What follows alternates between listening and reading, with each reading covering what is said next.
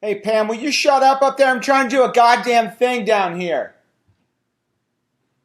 I'm trying to do a fucking thing here. I'm trying to record on the computer. Shut up. Perfect. Thank you so much for your help. Perfect. Thank you so much. Thank you. Bye. Was it worth it? Was it worth ruining the intro to next episode of ACES Radio? I'm sorry. Yeah, we just got pre-check added. Okay. Is that not worth it to you? The question wasn't whether or not it was worth it to me. The question was whether it was worth it to you. It's worth it to me. Why do you hate Waylon Francis? Also, that's the same dude that I got earlier, and I cannot understand a single thing, and the connection cuts out every 30 seconds. And so he's like, "What? What?" You are a racist. We're sorry. We are deeply sorry. Please hang up and try again. ACES Radio. Hi everyone, Morgan Hughes here. Want to just go ahead and apologize for Pam. What a dirty slut. Listen, John and Greg and I are on a retreat this weekend trying to come up with new and inventive ways to ruin the Nordac, but we didn't want to leave you without your number 17 Buffalo Bills podcast within the outer belt of 270. So if you would, go ahead and enjoy this clip show that we've put together for you. Features the top 3 celebrity guest interviews of 2017 based on your fan voting. And by that I mean how many times the episode was downloaded. So so let's get this party started in reverse order because that's the way Darby likes it. Beginning with number 3, moving on to number 2, and ending with number 1, the most downloaded celebrity guest interview of 2017. Sit back, relax, and let's start the show. 3, 2, 1, clap. Here we go.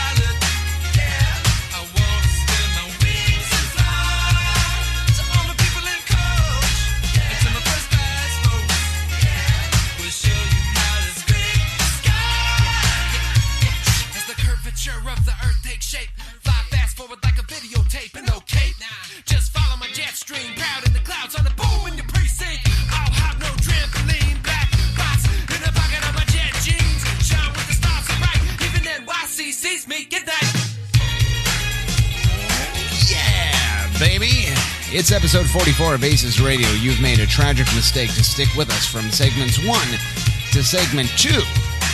The trick is on you, Greg, as they say in the industry. Fan-fucking-tastic. Welcome back to Zauber Brewing Company, ladies and gentlemen. It's ACES Radio. John Zadar, the wet boy. You are in the know right now, and what is happening behind you as we speak? There's some sort of Schnarfus family reunion or something. I don't.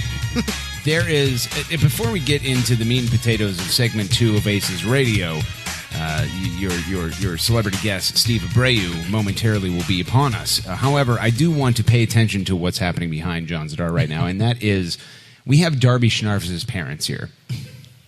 Have they come to apologize? Well, I'd like to give them the opportunity to, but first I have to say this. Alert. Darby Schnarfus has entered the game. Darby Schnarfus, ladies and gentlemen. John, why don't you get your microphone? Oh, you want me to do a man on the street segment here? A lot of people are calling you the best man on the streets.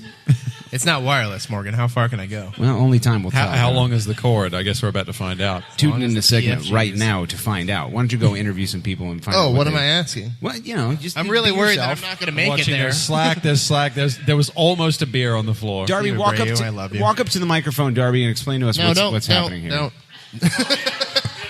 Fake John Zadar talking to real John Zadar. This is a rare treat right now. Good evening, ladies and gentlemen. No, sorry, that automatically plays. So as it turns out, my parents are in town here for a few days. Okay. Not because of anything I have to do with it. It's purely coincidental. Yeah, that sure. they're You've done here. nothing. Because, Yeah.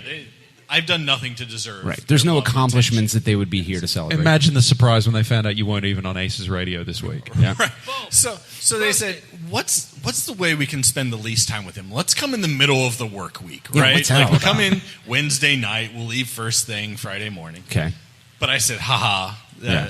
joke's on you. That's right. The people at work do Trick's not on you, value Darby. me, so I can leave whenever I want. So I took off a little early today. I'm like, let's do some good things in Columbus. So Okay. we went to the conservatory, and then I said, what's the worst part of Columbus? How can I absolutely let them know that they should never come back again? Right. You said Brian Allen 87. I said, ACES Radio. Wonderful. And so here they are in all of the awfulness that is this garbage podcast. Well, where are they traveling from? Where? They live in Florida. Okay. They're going to spend a couple days here. They're going to Dayton. What does that jacket say? Come on over here. Talk to let your son interview.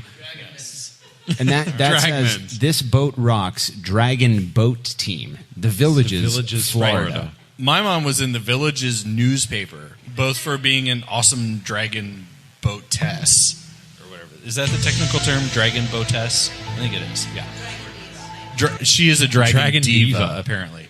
And also for being like an amazing dispatcher for when all the old people in the villages get rowdy. She handles the midnight calls, sending out the cops to tell them to not be assholes. Yeah. Jesus She's Christ. pretty hardcore. Say hi, Mom. That's pretty good.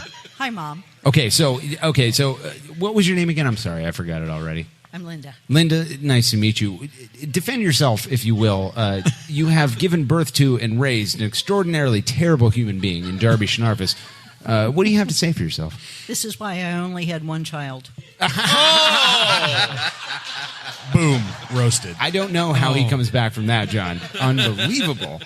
Well, it's good to have you guys here. I welcome you to the program. Thanks for tuning in to the number 17 Buffalo Bills podcast. Speaking of which, they are actually going up to the Buffalo area after this. So they're going to carry the gospel of ACES Radio to the Buffalo homeland. You want to talk about rough lads. You go to Columbus, Ohio, home of the best Capos in MLS. Best home atmosphere they've ever seen last week. Then you go to Buffalo, home of the Bills ANC, home of John Bon Jovi. Is that right? Yeah, I mean, this is basically what else is there in life after this?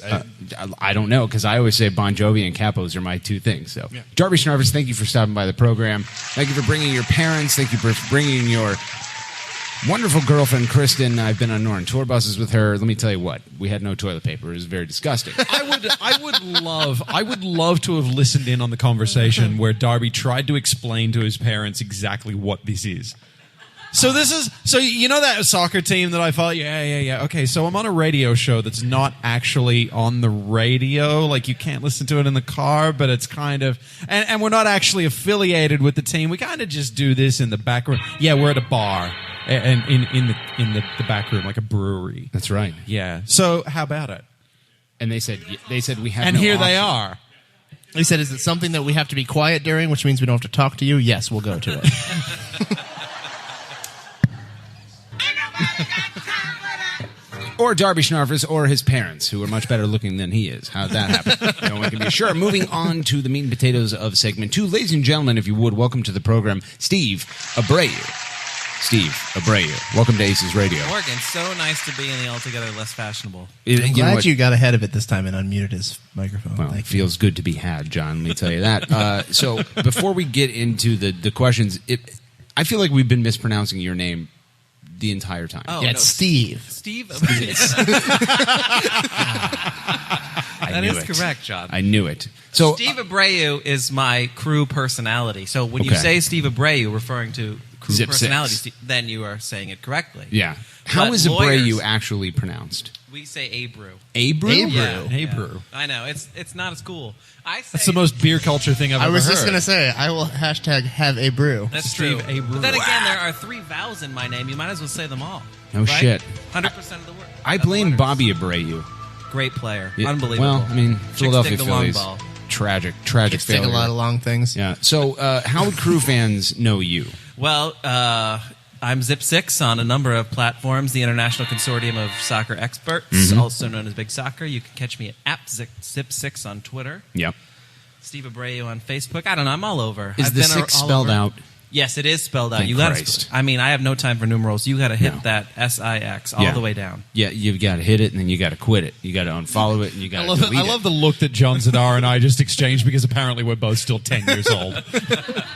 That's right. So, Steve Abreu, where is you from? Well, that was wrong. Don't do that again. Abreu. No. Abreu. No. A breeze. Abu. Nope. Why have you been so bad lately?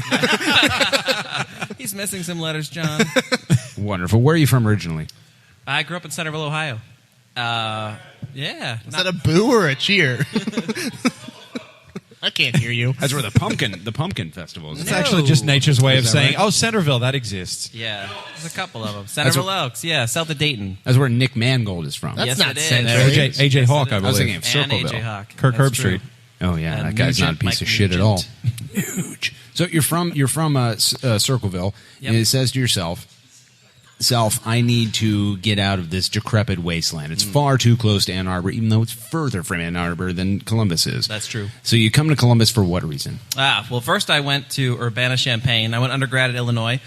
Come to Columbus for law school. So I went to the Michael E. Moritz College of Law at Ohio State. Yeah, the Ohio State University. Yep. And that was 2001. I started law school. All right. So you get here and you says to yourself, it is boring being a nerd. I need to up lads. I need to be in North Stands. I need to start a supporters group that references the World War II battle. Yes. And you get into the Columbus Crew. How did that happen? Well, I had been to a couple games at the Shoe. We drove up, my dad took me to a couple when I was in high school, and then I met some friends there. And then when I came to Ohio State, that was one of the big pulls. I got to go to Crew games. They built the stadium in the interim, and I don't know why. I had a drum, right? So I was a drummer. And so I brought my drum to the game, but I didn't really know that many people. But the only place I was going to be able to play it was in Section 137 at the time. Rest in peace. For sure. Yep. And that's where I met all the V Army, your Scott Sedleys, your Zach Bernardos, your Yep. John Clems, your Mike Yep. Sods. Man, you just named all my least favorite people on Twitter.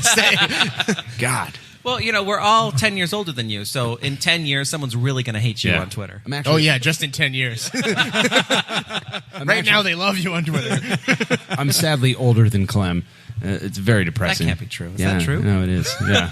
Yeah. It's very depressing. He's more East Coasty, though. Maybe it's the East Coastiness. He doesn't have a car. He doesn't have time for shitlord things people in the suburbs do, like drive places. Oh, my God. Or How shave. dare He they? doesn't. So you get into Monterey Stadium, previously known as Cruisers FC Palace, and you're in the south. You're in the North Stands. You're part of crew groups, and you're really getting into it. You're saying, this is my thing. And you go on to the big soccers and you say, guys, we need to coordinate. We need to create a group. And V Army comes about. Talk to us about the thought behind the V Army moniker. Well, V Army stands for Victory Army, and it was really Zach Bernardo's brainchild. And Zach has some French heritage, and so he modeled the supporters group after the French Liberation Army after the Nazis took over France. Because why wouldn't you? As they do? Yeah. Yeah. And so I was just a joiner on at that time because, Zach was a little bit older and those guys were having all the fun basically in the stadium back then. This is 2000, 2001. Because prior to V Army, there was basically just like contractors SC and people that were basically they did Matt Bernhardt. Shadowbox Cabaret or whatever on Yeah. the weekends, which was not what we were doing. With their pool noodles. Yeah. Yeah.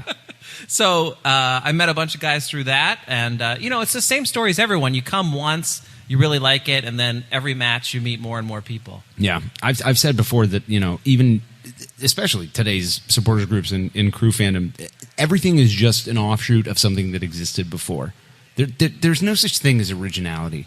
When we're talking about soccer supporters groups, music, art, which, John, you can take my word for it. I know a lot about art. You're all just doing something that you were kind of inspired by someone else to do. Or just straight up stealing their idea. A lot of people say stealing, but why would you? That hurts my feelings. Yeah, I came up with this banner behind me on my own. No, you wait. You wait until the banner's made, then you steal it. That's right. Wow, I got the order mixed Just up. cut through all the fat and be like, I'm taking this now. Yeah, yeah. I'm going to make I a made house this. out of it. You made this. Yeah. I made this. We're going to make houses out of balls and shirts and stolen banners, Greg. It's in Oh, these Guatemala. houses, they're going to stand for days. Fan-fucking-tastic. But, it was a different time back then because there was only like 25, 30 of us. So Yep. it didn't take you long to meet everybody in the section at that time. This is pre-2008 when really the Nordecki came together. And That's exactly how you say that word, yep. Oh, you don't say that? Nordecki? Yeah, no, Nordecki? I say that, yeah. Well, I say it that way. It's Abreu. And so Don't let him get you down about his pronunciations, okay? Thank you, John. I'm one of the That's true. best readers in the game right now. How dare right. you, sir? So, okay, like you actually have a cool kind of vantage point now from being there in the early days and being a drummer in Crew Grooves and saying, I was not in Crew Groove. and you were the number one Crew Grooves guy, and you're like Mark McCullers, let's invent soccer culture. But then you moved away. Yes. You I moved away in 2007. So I was there for the 2007 season, moved away prior to the 2008 season. That's the incredible. worst timing ever. It was awful. But That's I came incredible. back a couple times because I had a lot of disposable income back then. So Yeah. I made all of the playoff games and the, Cruise Miss. And I went to Cruise Miss every year until my daughter was born 2 years ago. Is that before you had kids? Yeah. Okay, Pam, I hope you're listening to this. Okay, this is what happens when you have kids. They take all your fucking money. That's true. They And your do. time. That's right. And then sometimes they just turn into be fucking Darby, and that's just even more disappointing. Everybody loves Darby, though. Nope, turns out they fucking hate him. Like I said, that draw plays automatically and he walks in the room. So you come back now and you kind of have one of those vantage points of being able to appreciate the not so much growth, but the change that happens in soccer culture in Columbus. Do you have any kind of like off the top of your head thoughts about the differences between, aside from just number of people? Well, the number of people that's incredible. I mean, 2008 rolled around. So prior to that, I should say I helped found Crew Union, one of the major supporters groups with John Clem and Zach Bernardo. Oh, sorry about that. Oh, that's Just automatically. I'm not familiar with the name. Did you mean Homage? You founded Homage? Roasted. I don't know Homage, those that's how professionals. And then I Says that left. word. I found it and left. And then Kevin and John Clem really did all the work on that. So, but we were sitting in section 101 at the time. We just decided to move because the vantage point behind the goal was terrible. And then a bunch of younger guys that ended up being Hudson Holligans sat behind the goal that season. And then in 2008, it came together to be something greater than the sum of its part at the time. So I moved to Boston 2007. I've been away for 10 years. And so, I really didn't get to enjoy. I mean, I sit in the Nordecki, like I come to Cruise Miss, but I never really get to enjoy a full season with everybody there. It is great to see. It's a shame to see all the infighting that happens. Of course, that's natural, and it happens since the stadium's been built. Yeah. I mean, nothing, like you said, nothing is new. All the fighting Right. that's going on now, that's always been going on, it's all generational. It all has to do with personalities. It really, if you can come together for 90 minutes and up the lads, there you go. That's really what it's about. And I have to say, I have to thank you because the big deal this year was, are we going to have capos or not? Which, as somebody who's been around since 2000, capos was everything we were against for a good reason at the time. But it was time to make a change. And so it's true that, everything new is, has its roots. But this was an experiment, and I haven't been here. This Saturday's game will be my first game with a capo, so I'm interested to see how it works. But I have to say, and you were one of the most vocal opponents of it, but then for you to see that it worked and praise it, I think it's really good to at least acknowledge that somebody tried something. It seems to be working. It's working well on TV. You can definitely tell that the Nordecki is more organized and louder. And so I have to congratulate everybody involved. Yeah, well, I mean, I won't take any credit for the capo success. There were a lot of people over the years. Yeah, but it's important for you to say, you know what, this is working and I was wrong. Because it's so easy to say, wrong. It's so much easier to say that sucked and let's not do this again. But to say, okay, you know what? Maybe we're onto something here. And it doesn't matter that we took a position for 10 years that wasn't us. If this is going to support the team better, if this is going to up more lads, then we're on board. Hey, fucking man, brother, I'm going to try to hit a button there. Yeah, there it is. Yeah, it's an Maybe you applause just button. let the buttons be done by Steve. No, because that thing sounds like shit. to speak to the Capo thing, we have to, because the episode where we talked about is the most downloaded episode of all time. So just pandering to the downloads now. The Capos have worked out really well, and I'm a big fan of everything they're doing. So I want to talk to you for a second about your East Coast Ultra status. Yes. And by that I mean your affiliation with your Graham Randall's, your Jim Box, your basically just anybody on Big grumpy Soccer. old men. Yeah, and I think Jim confuses it when I call him an East Coast Ultra. He's like, I live in Clintonville. You know this. You've been to my house. It's a state of mind. Yeah, it's not a fucking place, man. Yeah. So you have people would most associate you with kind of like an outraged type of crew fandom. Yes. Would you like to speak to that for a second and defend Big Soccer for fuck's sake? Well, Big Soccer was all we had. I mean, I joined Big Soccer in 2000. There was no Twitter. There was no Reddit. That was all we had. So we're just hangers-on. We're just hanging on to it.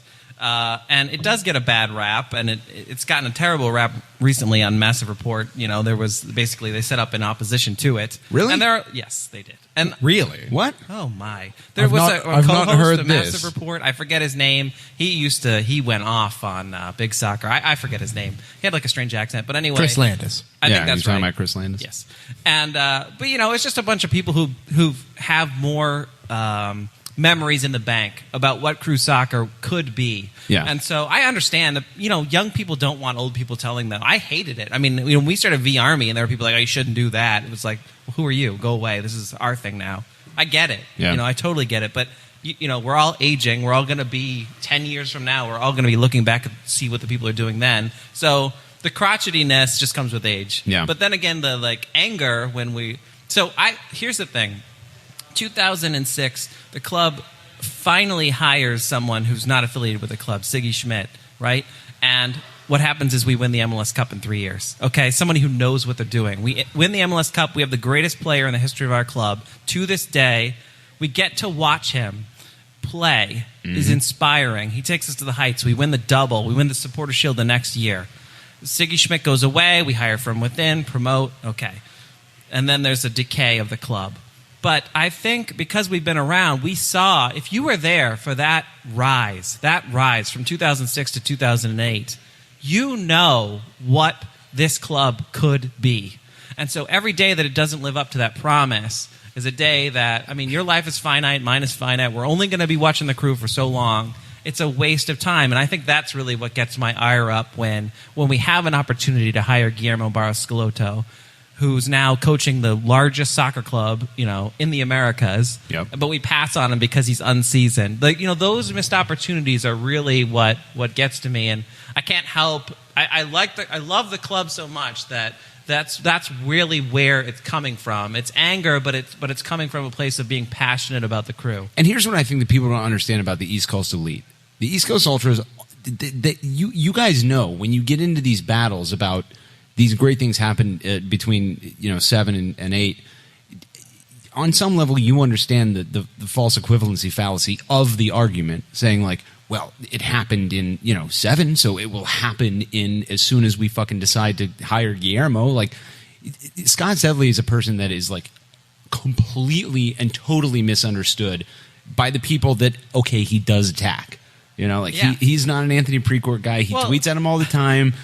But if you kind of you do have to do some digging, which is why I love Big Soccer, and I always have. It's a repository for knowledge about things that have happened, and what fucking Hang the DJ is upset at Anthony Precourt on Twitter. If you want to know why that happens, just go to Big Soccer and look at his post history, and you'll understand that he's kind of like a caricature of himself. Yeah, but we need somebody with that point of view in the club fandom. We need that. We need a catalyst. We need to have people come back and defend Precourt. And there's a lot to defend him about. I think he's been great, honestly. I do too. Far better than the Huns. But I understand what he's saying. The thing that I have the most problem with about the Precourt era is basically this white walling of the history of the club. Crew what do you mean SC. by that? Well, the Crew SC thing is just tantamount to what I mean by that. Just two little letters in the end of Crew makes you angry. And you know why. I think you could explain to me why. It's just, it's our club now, and now it's called this, and we insist that you call it this. Yeah. When for 20 years it's been the Crew. And so, and the insistence is really what the problem is. Because yes, it is your club, you own it, and I'm in favor of 80% of the things that he's done, fixing the stadium up and basically breathing life into the club. I applaud, stand and applaud. But you know, it is your club, but it's our club too, and it's always been our club. And there needs to be, I mean, if we want to say the Crew, and if the announcers want to say the Crew because it's the Crew, then you know, can we stop it with the corporate memos? Pick and choose your battles. I totally agree with that. That's not the hill you want to die on. I'm with John on Why this. do you think they insist? I think it's because people don't know that the Crew's a soccer club, but you have to know that SC means soccer club. Yeah, I don't know what why they're so fervent about that. I think it's foolish. I think it was stupid to not include the Crew nickname in the entire branding when they redid it all. Yeah. I mean, that's something you can include when you do things like that, are these alternate titles that you can give to things, and I think that was an oversight. But I don't know why they're so passionate about it. I think they really should just get over it. Because I mean, when you think about like Tottenham, like the Spurs, and like these are all nicknames that these teams that everyone here wants to emulate so badly. They've all got these nicknames that they're better known by what if I said sometimes this? than their official names. What if I said this? Who gives a fuck what the team wants us to call them? Well, right, that's what I said. And That's who why gives a I think shit? it's stupid. No, But you want me to pay Erica Kress every goddamn time. I didn't make those rules up, John. That's the fucking rule. Yeah. What's the? I mean, to some degree, that's true. You're right. Who cares? It's still the same people, right? It's still the same city, still the same stadium, still the same colors. But it's a reminder that if Precourt wanted to be sky blue and brown tomorrow and call ourselves the Aviators, that's what we would be. And that, I think there's a rub to that. And that's not just, you know, Columbus fans, not just East Coast Ultras. It's people around the world, you know, Hull Tigers and things like that, where if you mess with the identity of a club that someone was born into, you know, then you're really messing with part of that person's, you know, upbringing. Yeah, I think it's just I think it's just a silly fight. I think they look foolish arguing over it. Well, I don't and like with the press release saying like you will call us this. Right. I think you look like a joke, and I think you look like a kid trying to wear his dad's pants. I would with not a bullshit respect move him. like that. Like I think you do. I think you look Well, kind of like a joke. Like I think you look amateur. On Twitter has been, you know, they're still sending out memos saying you must call us Crew Good, SC. dude. I would respect them a lot less if they spent all this money to rebrand and then they didn't try to enforce it. Like, you know, I was captain of the this is bullshit that we're rebranding squad. I liked the construction workers. I still do. But as soon as this badge came out and as soon as they said Crew SC, I'm like, I don't give a fuck anymore. That thing is sweet. I agree. The badge is sweet, but then the SC, it's like, you know, like Manchester United doesn't insist that you call them Manchester Yeah, but we're not United Manchester FC. United. Who gives a shit? Who gives a shit what they do? I think that's the thing. Like, it's such an inconsequential thing to be like nitpicky over. Like, fine, and all your promotional and official material and broadcasts, like, do that, fine. But like to tell, you know, media members from different outlets that they must say this. They don't say you must. They just Yes, say they do. this is the Yes, they preferred. do. Okay, John. Right. They go. You must or what? If you say you must, Well, right. there That's has to be an that's another memo. an extra part of why it's so ridiculous. There is no or what. There are no consequences. A lot of people are saying you're losing this argument. I mean, it's me and Steve versus you. I think we're winning. 1 point to myself. Blood point. Number one, handsy boy. Well, this is why. But I mean, your question is, you know, why do you get so upset about things? Why do the East Coast elite? What is it? You know, it's because we've been here for so long. We know what it can be. It's all comes from a point of being passionate about this club. Yeah, I mean, I support this club from 800 miles away. I don't see that many games in person anymore. Yeah. It's appointment viewing. I mean, I got to watch, you know, ONN. I got to watch Sika and Burgess. in massive. Oh God, I'm so sorry. Steve, do they provide a free bus from Boston to They do not. Columbus? They do not. But they do to stuff. Cincinnati. I've heard, or they're going to. Moving on to the next topic, and that is Chani Ball, which is a sport that you play. You texted me today and you said, Morgan, can we talk about Chani Ball on the podcast? And I said, absolutely. This is a Crew podcast. We talk about Crew players only. So describe to us, if you would, what Chani Ball is. Yeah, so chook ball, and I want to talk I'm sorry, about wait, it what's that now? because You the say United chook? it You're is mispronouncing chook Chani, ball. just Oh, like no, you I'm sorry, mispronounced it's chook Nordic. ball? No. CHOOK. Chook. Chook ball. TCHOUK-BALL. I won't take up too much of your time, but I want to let you know that the United States Chook Ball Association is going to donate a set of equipment to Caster Connection. So if you want to try the sport out, it'll be heading your way. Is that right? Yeah, we'll be doing that for you. And also anyone in Columbus that wants to try the sport, you'll have the equipment. So if you want to just try it out. Make a tailgate. That would be a lot of fun. Real talk, dude. I've literally been wanting to play this game since I first Yes. saw you start talking about it, and I've been like annoyed that you're so far away and that I can't learn it. Okay, so the equipment's it coming looks your way. awesome. It is awesome. So it is a sport that it's total freedom of movement offensively. Yeah. There's nobody in your face, which means that it doesn't matter how tall you are, doesn't matter That's how right. fast. You can do what you want with the ball. The defense is all strategic in terms of positioning. So it means that you can play co-ed. Yeah. And it means that at I the think highest levels of the sport, I was saying you play this co-ed. to you earlier, or maybe like in text message or Twitter or something, where I was like, dude, the best part about this game is like I get really pissed when somebody face guards me in basketball, like, you know, end line to end line. I'm like, dude, come on, I'm 37. Like, this is like an amateur league. Can you get out of my fucking Yes. face for 5 seconds? Yes. And that's like the rule in juke ball is that you can't face guard. So, like, you almost can't guard anybody at all. Not only can you not face guard, but you're not allowed to knock down or block the passes of the offensive team, which means that the worst player of juke ball can be on the same field with the best player. I mean, they're not going to be intimidated by that person being in their face. Would you agree with me if I say that it's a combination of kind of soccer, basketball, and lacrosse? I explain it as kind of volleyball Oh, that without speaks a net. to you loud and clear, doesn't it? Bunch of Morgan? white people shit, yeah. Yeah. There are trampolines involved. I hope people understand that there are 2 trampolines. You don't jump on them. You throw the ball against them. I'm sorry. Yeah, that's right. But Okay, yeah. We're all like, just like a real trampoline. it is the most European sport you can think of. I mean, all of your conceptions about how sports are played in the U.S. are just flipped upside down in this sport. Yeah. So there are score zones on the trampolines at both ends of a court. Think about a basketball court, but instead of using the hoop, I always on do. the ground, there's a 1 meter square trampoline and kind of a hockey crease around it. The goal of the sport is to throw the ball against the trampoline. It bounces back into the field. If it hits the ground, if the other team doesn't catch it, you get a point. Yeah. But the fun thing is that either team is allowed to score at either end of the field. And because all of the passes can't be defended, you can move the ball back and forth quickly. Or if you catch the ball off the trampoline, you can immediately shoot it. So it's a high-scoring, fast-paced game. There are no timeouts. The clock moves all the time. How do you spell chook ball for those who want to? It's TCHOUKBALL,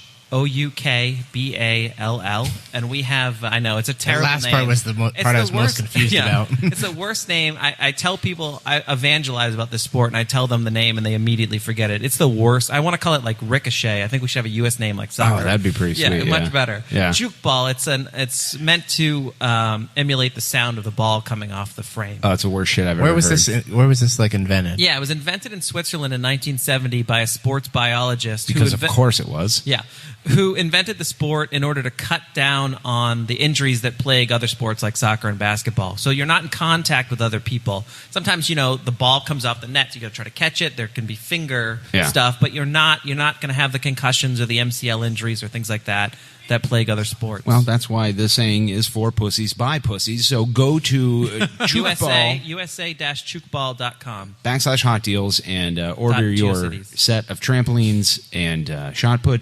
Is that what you guys use? Yeah, or just call Morgan Hughes, who in about a No, week is I going to wouldn't have do the that. equipment and will be hosting. Are you being serious? Yeah, Is that- I'm going to send you the equipment. God, yes! Dude, yes. Yeah, So excited. it'll be I mean, fun. So I just tell you a little bit about it, just quickly, very quickly. So Okay. I read an article about this 5 years ago. I bought the equipment on a whim. I started a team. At the same time, a gym teacher in New Jersey started his team, and we had the first ever USA National Championship with 2 teams. Oh shit! Okay. Dope. So now we have 6 teams all across the country. We're trying to get more. But last year, we put together the United States national team, which Dope. is sort of like mostly people from the U.S. and Boston. We went down to Mexico City. We played against 6 other teams.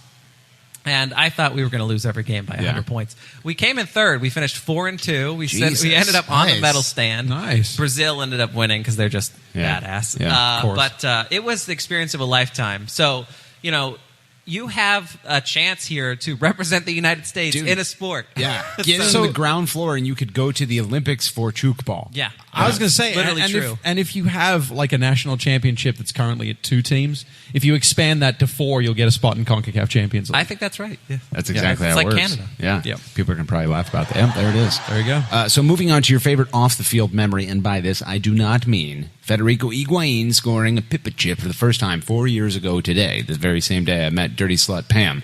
I mean things that happen off of the pitch with the footy lads and the boots. Back to you, Steve. And with Dirty Slut Pam. Not a tough question. 2008 MLS Cup, Los Angeles, post-party at the whatever hotel that was at. That trip was amazing. I went with Mike Sod and John Clem. And Role Graham. Model 83. What's that? Role Model 83. Follow Role him on model Twitter. at Role Model 83. That's right. Fan of the league. Absolutely. Yeah. Hashtag fan of the league.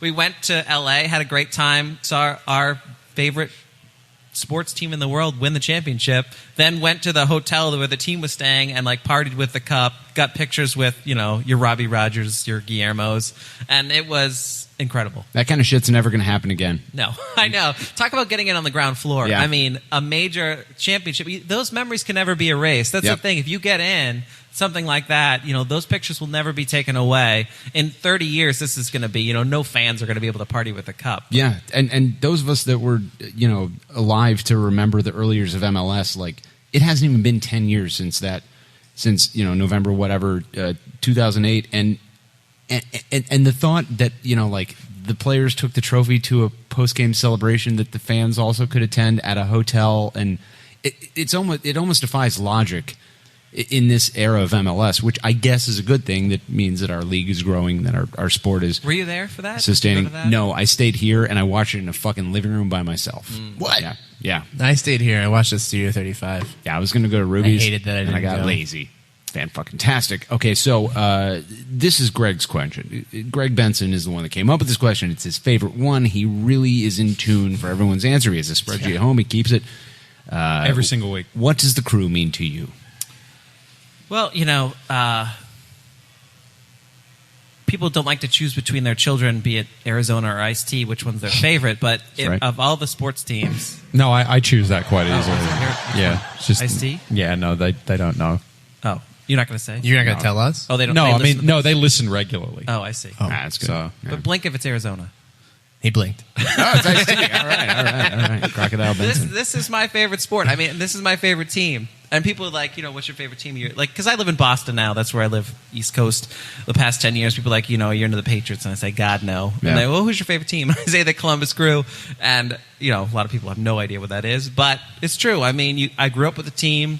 I love the team. This is for me, it stands for what Columbus and Central Ohio can be. I mean, soccer is the world sport. It is literally possible that Columbus Crew SC could win the Club World Cup. I mean, It would take some great players, but in no other sport in the United States, when you talk about a world championship, can it truly be possible? There's a story, I think it's like Steve Sirk or Mike Flick or somebody went to visit somewhere in like Turkey or something, and the cabbie asked, where are you from? And he said Columbus, and the cabbie was like, oh, Columbus Crew. I mean, no one's saying that about the Clippers or Right. the Jackets. So I think it really, what it represents to me is basically what this city can be on the world stage. That's beautiful. I like that. That's the best answer we've ever fucking had. Yeah. Like, I'm not even reaching for a button right now. That's I like that. That's all right. You hit it pressed the wrong anyways. one. China, you're suspended. You and Greg, Master Report, fuck boys. Oh, no. Lovely. That's a good answer, man. Let's go make Massive Report great again. Oh, God. Was it ever? Fantastic. So, Definitely not when you were on it. last question, and then we'll go kill Greg in the back room. How can AGS attack be stopped? Well, Morgan, I've been giving this a lot of thought. And it course. seems to me that AGS Attack's platforms are the massive Reddit thread and this podcast. Okay. So if you delete I your don't like where account, this is going. AGS Attack will be stopped. No, he's in the Genius. Nordax now. Genius. He has a custom jersey that says -6. That's funny. Yeah, the negative is just black electoral. So Yeah. yeah, that's fine. That's fine. Fan fucking tastic. Like, I think that was the second like serious answer to the question of what does a crew mean to you in 44 episodes. Like, you and Ryan Roberts are the only ones who have ever answered that honestly. And when John and I were kind of starting this, and we're like, and like we had that question. We're like, dude, people are going to get really poetic and like wax on about it. And it's just going to be awful. And then no one took it fucking Nobody seriously. did it. Darby's flicking me off. Why? Did you take it? I took it super serious. Yeah, but you're on the show all the time. No one remembers things you say. Yeah. Yeah. Like we've deleted the entire episode that was all about you. Yeah. Not just the third segment, but the whole thing. Even your parents don't want to know. God. Oh, Jesus. that was roasted. Are you recording right now? I don't know how I come back. Yes. Wonderful. Thanks again to Zip6 from Big Soccer for stopping by. Hard Hat Mike is coming up next, and we got C-Bus 20 right behind that. God damn, that guy's been on a tirade lately. Jesus tits. On segment 3, we have your hot takes. Battle for the grand prize. Can anybody challenge Lord of the Shits? Tune in to find out. My friends, you've made a giant mistake by listening to ACES Radio. Here we go, here we go, here we go, here we go. Now we blasting off into the ozone. The way we kick it in the dojo is local for show. That we paving the road that's opposed to the dojo. Throwing over your head like a top hat. Stop that. I know you hear me spitting these hot raps. Now watch that beat, cause it's about to drop. The Rockets is the 09 jump off. Yeah, your last name Pan, first name Peter. I know you see me playing and you want me to teach you, but I say elevated so that all God's creatures can hear me shout it out like my name is Aretha. Getting R-E-S-P-E-C-T. Fly by, see the looks on your faces. Cause I'm in full E-F-F-E-C-T. Jet setting on a daily basis. David F. Man, don't stop. David, won't stop. We came to rock it till the city takes off. Mr. Captain, yeah. I'm an ace pilot, yeah. I wanna spin my wings and fly. To all the people in coach, yeah. And to my first class folks, yeah. We'll show you how to scrape the sky. Yeah. As the curvature of the earth takes shape, fly fast forward like a videotape and no cape. Just follow my jet stream, proud in the clouds on the boom in your precinct. I'll have no trampoline, black box in the pocket of my jet jeans. Shine with the stars so bright, even NYC sees me. Get that? Yeah, GCG bags, tea bags, douchebags alike. If you're upping the douches with us, you've made a terrible mistake, and you're Douches listening. go any other direction than up? Suppose once they go up, they have to come down. God, that's such a good point. My mind is blown, John, and I'm happy to be back here on ACES Radio. Segment 2, episode 38, brought to you as always by Blood and Urine and Zauber Brewing Company. We're happy to have you. I'll tell you what, Morgan, if your mind can be blown by a douche, that tells you where your mind is. Or how empty it is. Ooh. I mean, why not both? Why can't we have both? Fan-fucking-tastic. Welcome back to the program, Greg. Great to have you. Good to be here. Also, welcome to the program, Alex Thomas. Thank you for stopping by. Always a joy to have you. Looking forward to the weather report coming up on segment 3. Everyone's going to need to know what it's going to be like in Virginia this weekend. And Yvonne Seagull. Fun to have you here. They always, both my are just friend. like, what the fuck are those idiots doing? Julie and Yvonne are standing at a table, and they're like, We did the seagull noises.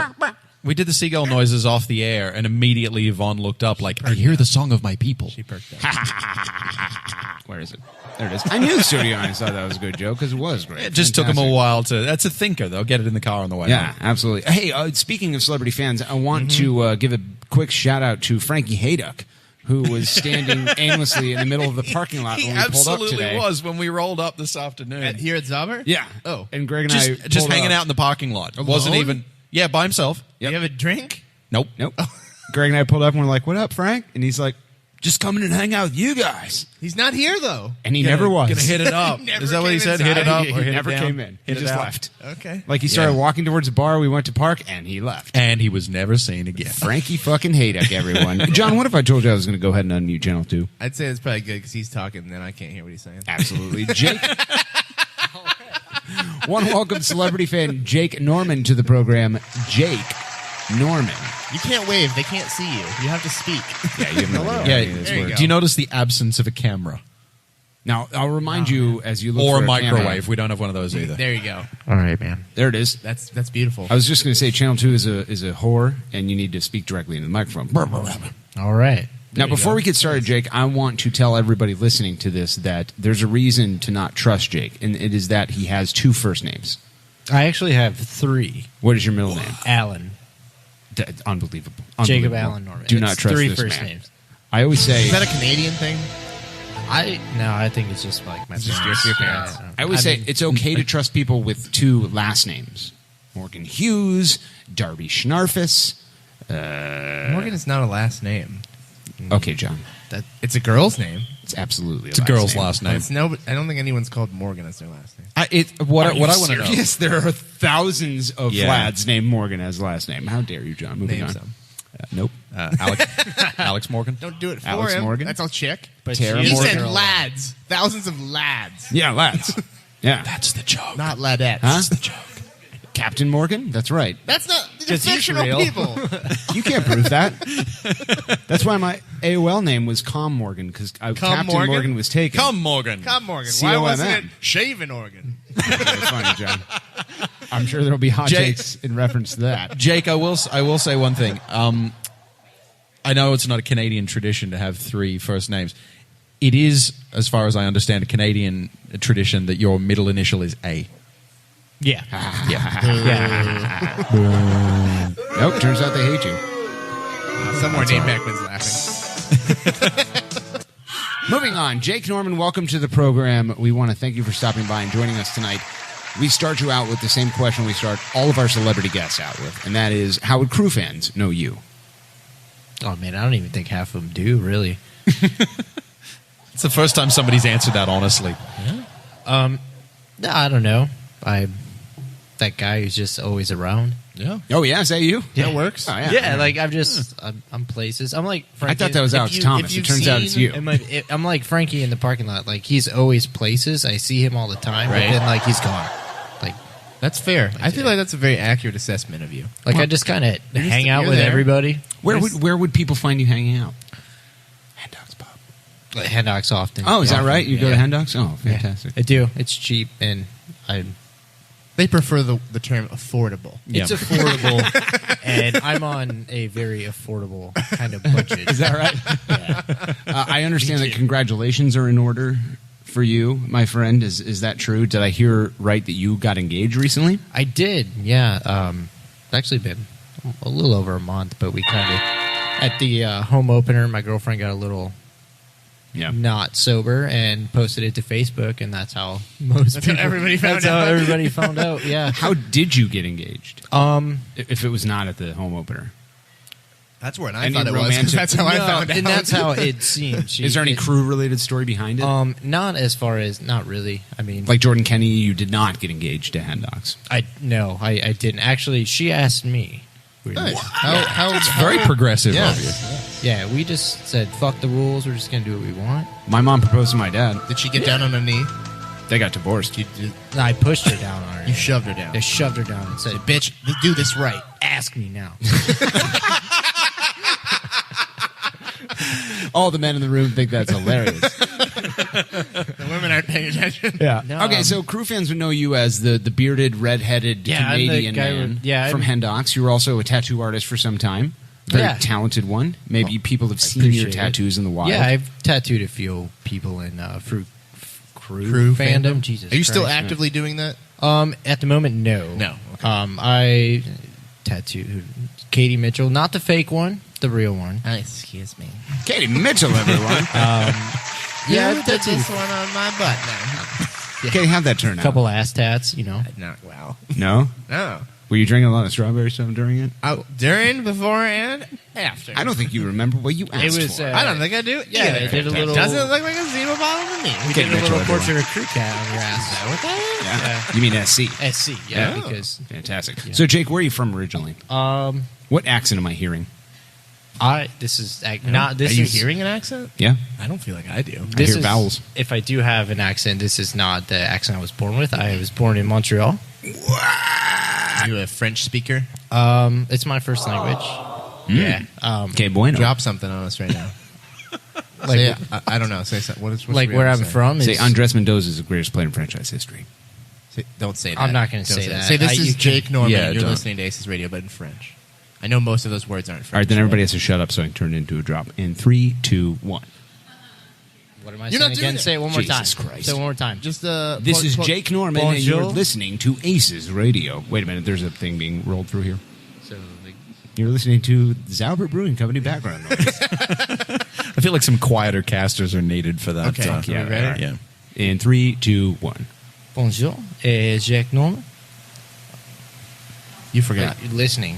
Yeah. Right? Yeah, I don't know. Yes, you're listening to Aces Radio. First language. It was. No, I'll take that first part and then we'll edit you it didn't in. let me my story. Well, apparently you do forget your All right, first. finish your story. Bonjour, I only- Jake Norman, E. Rough lads. That's what it's going to turn out to be. You are a founding member of the Rough Lads. I am That's roughly right. enough. Les lads de rough. So you were born in Montreal. Born in Montreal. As they say in Canada, Montreal. Yeah, Montreal. As you would say, if you're like from Toronto, you say that. If you're from Montreal, you just say Montreal. Montreal? They don't even say the T? The T is kind of silent. Does French have a T sound? The difference, and as a person from Montreal, like Montreal French speaking people are ignorant as fuck. Is that right? Yeah, like they're French. They'll argue with you till they're blue in the face that their French is not the same. Like French, Not the same as French. France French? French is different. It's all about being your own. Is it the same as like my dad grew up in Puerto Rico and he thinks he speaks Spanish, but he just Exactly. speaks like some sort of like combination of Yeah, like and he that's puts L Spanglish. before like And- actual English words. Yeah, and I'll attest that that's kind of how I am with French. Like I only spoke it till I was like 4, Yeah. and then we moved to Toronto. Okay. I lived in Toronto for a little bit. Montreal is my favorite city in North America. It is also my favorite city. It's literally the best. I go back. It's pretty regularly. great. It's pretty awesome. Yeah. But yeah, born in Eastern Central. Is that how you'd say it? Central Eastern. You tell us. Where Montreal. was Rosemont, it's called, or Le Petit Paris. it? Eastern Central. Small Paris. Yeah. See, John, I speak French now. Fantastic. Just decided that. Wonderful. So, what brought you to America? I didn't Freedom. really have a choice. Yeah, freedom. Bald eagles. He said Yep. he didn't want health care. Fireworks, Free health care Didn't is for want pussies. sickness. I Eagles, had chicken pox and I wasn't interested in getting rid of it. smallpox. Eagles milk. Yeah. Oh, Eagles milk. Yeah. You can't get that in Montreal. No, you can't. Yeah. That's an American thing. Have you had it? Eagles milk. Yeah, dude. I've never even had it. You can, Oh, but it yeah? comes in bags. It's really Yeah, expensive. it's Oh, it bags. sounds delicious. I was there for the Eastern Conference semis 2 years ago, and people were like, "Are you from America? Did you bring any Eagles milk?" I said, "Yes, of course I did." We keep it on It'll us be at all $16. times. I have a lot of fees to pay to the crew front office. It's got an entire dairy fridge. It's right next to the duck butter. That's right. So you moved from Toronto to a little town called Clyde, which is close to like Sandusky, Ohio, up on the lake. know exactly where it is. Of course, yeah. This guy knows. Yep. Close to Port Clinton, where he Ugh. was at one time. Yeah, it's a shithole. Yeah. A lot of people are saying that's a breadbasket of depression. Is that right? It's a fair assumption. No, it's just a basket. They ate all the bread and they have no more. Let's keep it this like It's a place in Ohio and it doesn't start with a C. You know it sucks. exactly. And the Actually, water, Clyde does start with. No, that's C. true. It does. Shit. He said Port Clinton, and I was thinking Port Clinton. Well, that's got a C in it too. but it doesn't start with a C. Oh yeah, I suppose. Everyone hates that, John. God That's damn very it. funny. We'll turn that into a job. 3, 2. The clap one. noise. Yeah, Clap. nah, Do that. You don't need to do that. All right. So you moved to Clyde, I moved to Clyde. and you says to yourself, listen, this town is not rough enough for me. That's pretty much right. Yeah, like I lived. I went to school, high school there, what have you, and Did you graduate? I did. Pussy. I graduated high school and college, actually. Damn. That's some commitment. Yeah, and I just my girl actually the reason I moved to Columbus solely my girlfriend got a job, and I was like, well, ain't shit going on here, so Yeah. let's go down there. And thank you. There it is.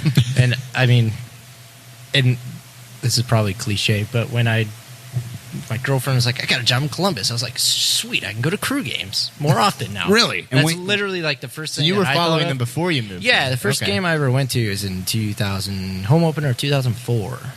But it Oh, wasn't like a long consistent time thing. now. Yeah, it's been a while. Okay. It wasn't consistent though. And what year did you move here? To Columbus? Yeah.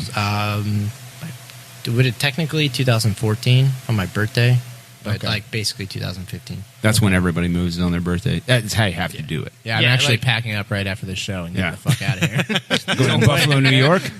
Bill's yeah, Mafia. Bill's Mafia till I die, bro. Yeah, yeah. I thought you'd go to Kansas City myself. But Well, Nah. you know, blue. They're both blue. He's more of a Billsman guy. Bills, man. Hillsman. I've been Yeah. feeling like lighting myself on fire lately. jumping off of an RV onto a table. It's the only way you're going to stay warm right now. So, season opener 2004, the year of our Lord, Larry Bird. You go to your first crew game. What got you into the crew in the first place? Just loud shit? Yeah. Basically, it was just like it was the only pro soccer team around. So you're always a soccer guy? Yeah. What about hockey? You're from Canada. Yeah, I grew up like hockey into this day. Sorry, soccer, but hockey's my. How'd you end up with that Flyers hat on your head? I had to secede from my family. Greg can attest to the shittiness that is being a Toronto Maple Leafs fan. Yeah, I can. And how that's what all your fucking family likes? Yeah. Okay. It's a sad saddening. reality that And we live. When I was younger, I was like, orange is cool. Dude, that's exactly how kids kid work. logic is the best. I fucking love it.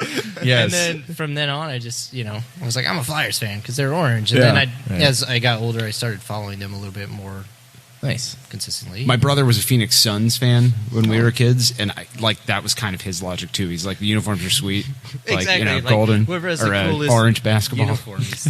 Charles Barkley.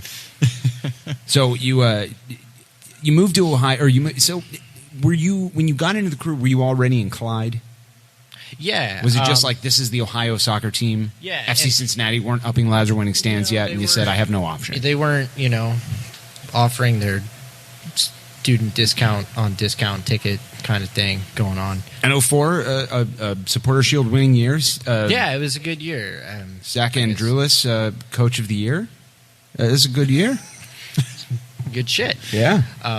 No, it was just like that was the closest pro team you go to. So like my dad and I, we'd drive down to games and, because there was, How far is that drive? What is it, like hour and 45 minutes? Yeah, it's a couple of hours actually, Yeah, isn't it, from Clyde? About 2.5, 3, depending on traffic. Because there's no good goddamn way to get there. Because it's not on the main freeway. No, you virtually kinda have nowhere in northern Ohio that isn't Cleveland is difficult. Well, you're to on get 23 to. for a minute, right? Like you can experience the 65 mile per hour zone for like an entire exit, and then you have to get off, and you're on that goddamn road with stop signs every 5 seconds. Yeah, stop signs and stop lights, and it's 65, then it's 45, Yep. then it's 55, then it's 50, then it's 40, and there's a cop at every single sign. and you think this is a destination, right? It's a roller coaster capital of the world. There has to be a better way to get there from Columbus, and there's not. No, Jake. you really I blame you for that. And I remind you as always to talk in the microphone. Sorry. Yeah. So you start going to crew games, and it's kind of led to. Was your girlfriend a crew fan? You're now fiance? Not necessarily. She. Did you guys meet in high school? No, actually, we'd only been dating about a year before we moved down here. Jesus, that's an investment, right? For a year? I said, yeah, who cares? Yeah. Yeah, no, May as well. I met her. But when you're in Clyde, yeah, like trust me, like it is the no offense to anybody listening, breadbasket of but depression. It's a breadbasket of depression, honky ass, like drive your tractor to school day, like Craig hates these people cut already. off flannels, like it is like. oh, you're Morgan from that boat picture. Yeah, That's right. Hey, houseboats are real shit, John. How dare you? It's the whitest place you'll ever go. Yeah. Okay. So you've been around a while now, and the next thing we want to talk about, as you can see, number 4 on the board right now says capos. Now It's actually 5 of them there, Morgan. how many did I say, You did John? 4. You did 4. All right, we'll edit this Slack out and do in another one. 3, 2. Clap. Thank you, Greg. Oh, we capos. just don't do the Capos. That was 5. I did 5 the first you fuck did that. You know 4 what? I'm not editing any of this out.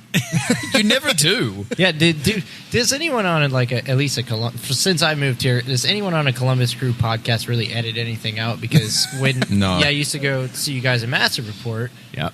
Oh, we'll edit that in post production. I don't know how That's Symphonic not a comes back thing. from this. What a true roasting it's been. He deserves. And I mean that not in a roasty way, but it No, I agree. We no kid, one ever does it. Yeah, we it's- kid the ones we love. You're allowed Yeah, to yeah. roast Massive Report. It's a trash Yes. podcast. No one listens to it. Chris Landis is a criminal. Yeah. So you've kind of been outspoken in your support of the capo situation we find ourselves in now. And for those of you who haven't been on the World Wide Web recently, it's been confirmed now that we will have capos in the Nordeca for the upcoming game next weekend against Portland Timbers.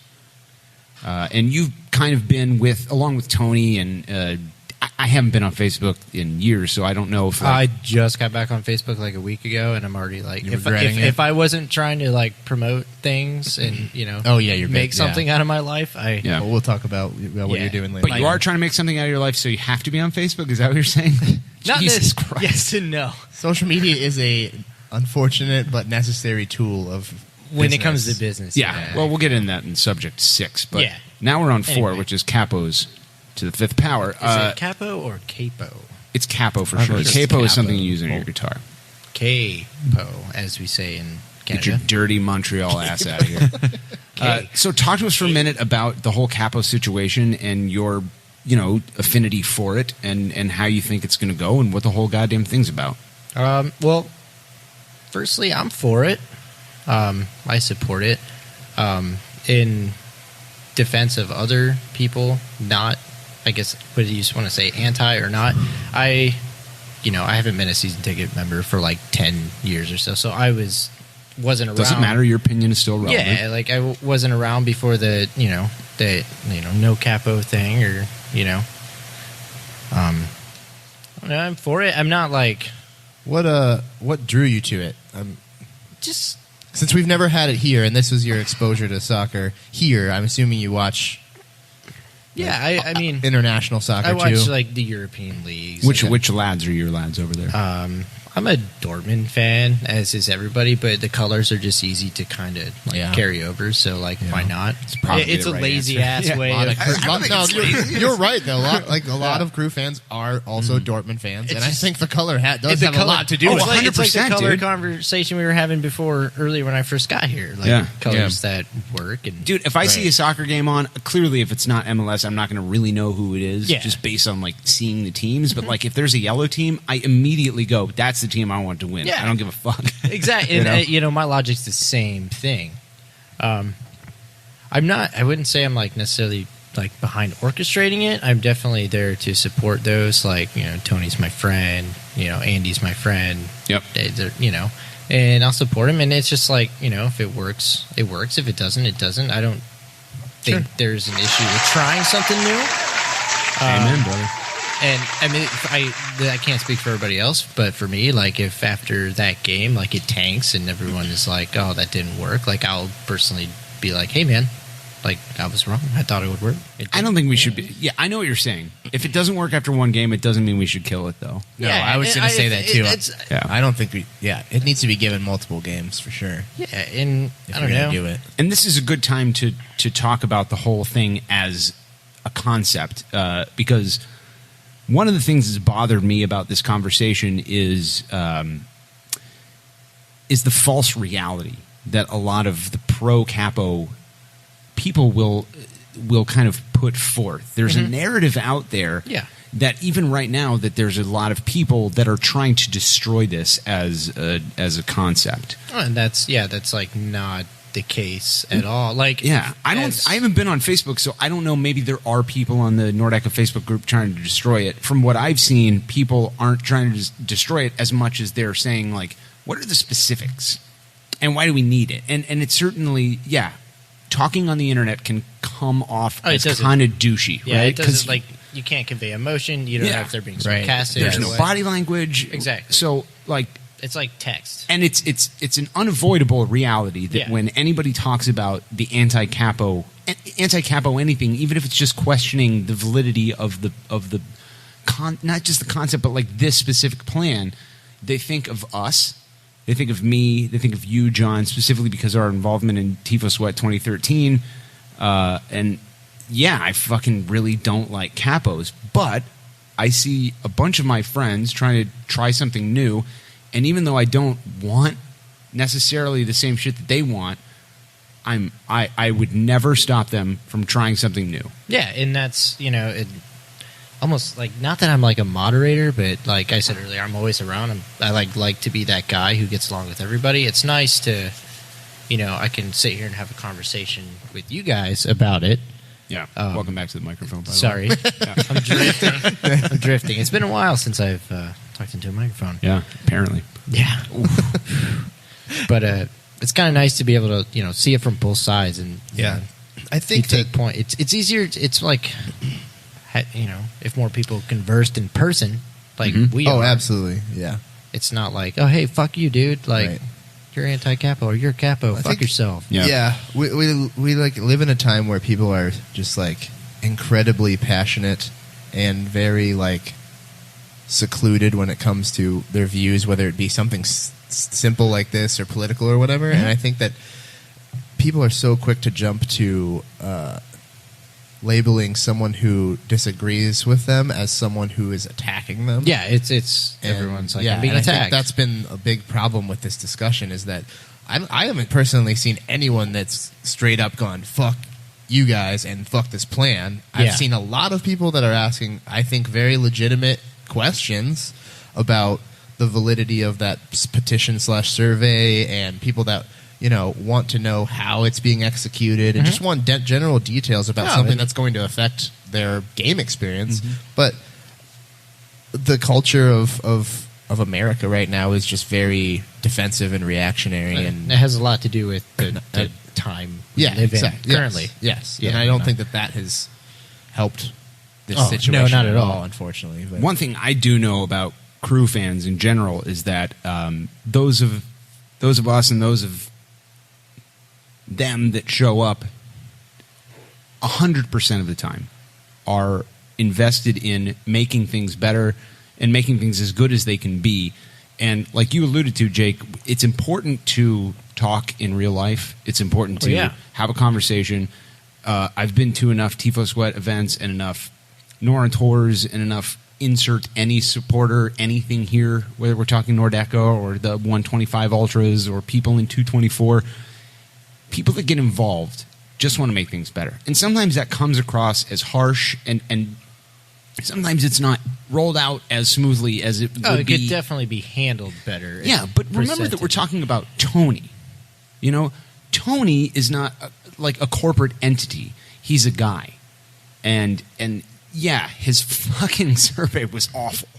But he's just a guy. He's our friend. Like, he's one of us, dude. He did a bad survey. It doesn't mean that he has terrible intentions. And the fact that you bring that up doesn't also mean that you want Tony to die or some shit. You know, regardless of the fact that the methodology might be questionable, you don't usually question that somebody's heart is in the right place.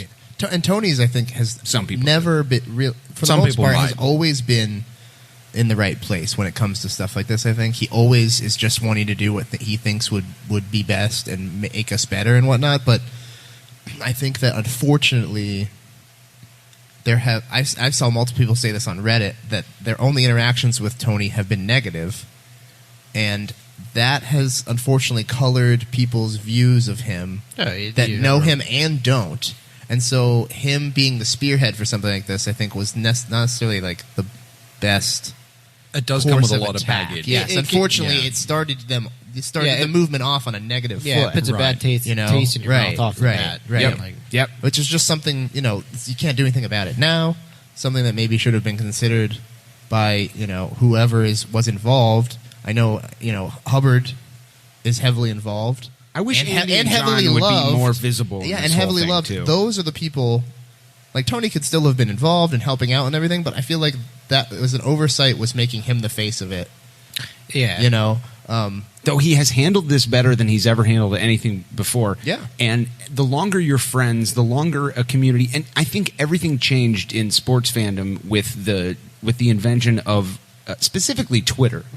A lot of us here tonight are friends because of Twitter. The longer you know somebody, the longer somebody is in your visual database, right? Like, especially if you knew them when they were just like a younger, fucking more ultra asshole version of it. Like, Tony at one time was a self-admitted troll. He's like, what I do is I go on the internet and I troll people to get them angry. So we remember that. Yeah. And when Tony tries to do something, now that he's grown and now that he is able to approach things from the right perspective, we can't hold, and I say we like the royal we, I'm not talking about anybody specifically, but I have seen the same post that you've seen, John, where it's like, I've only had negative interactions with Tony.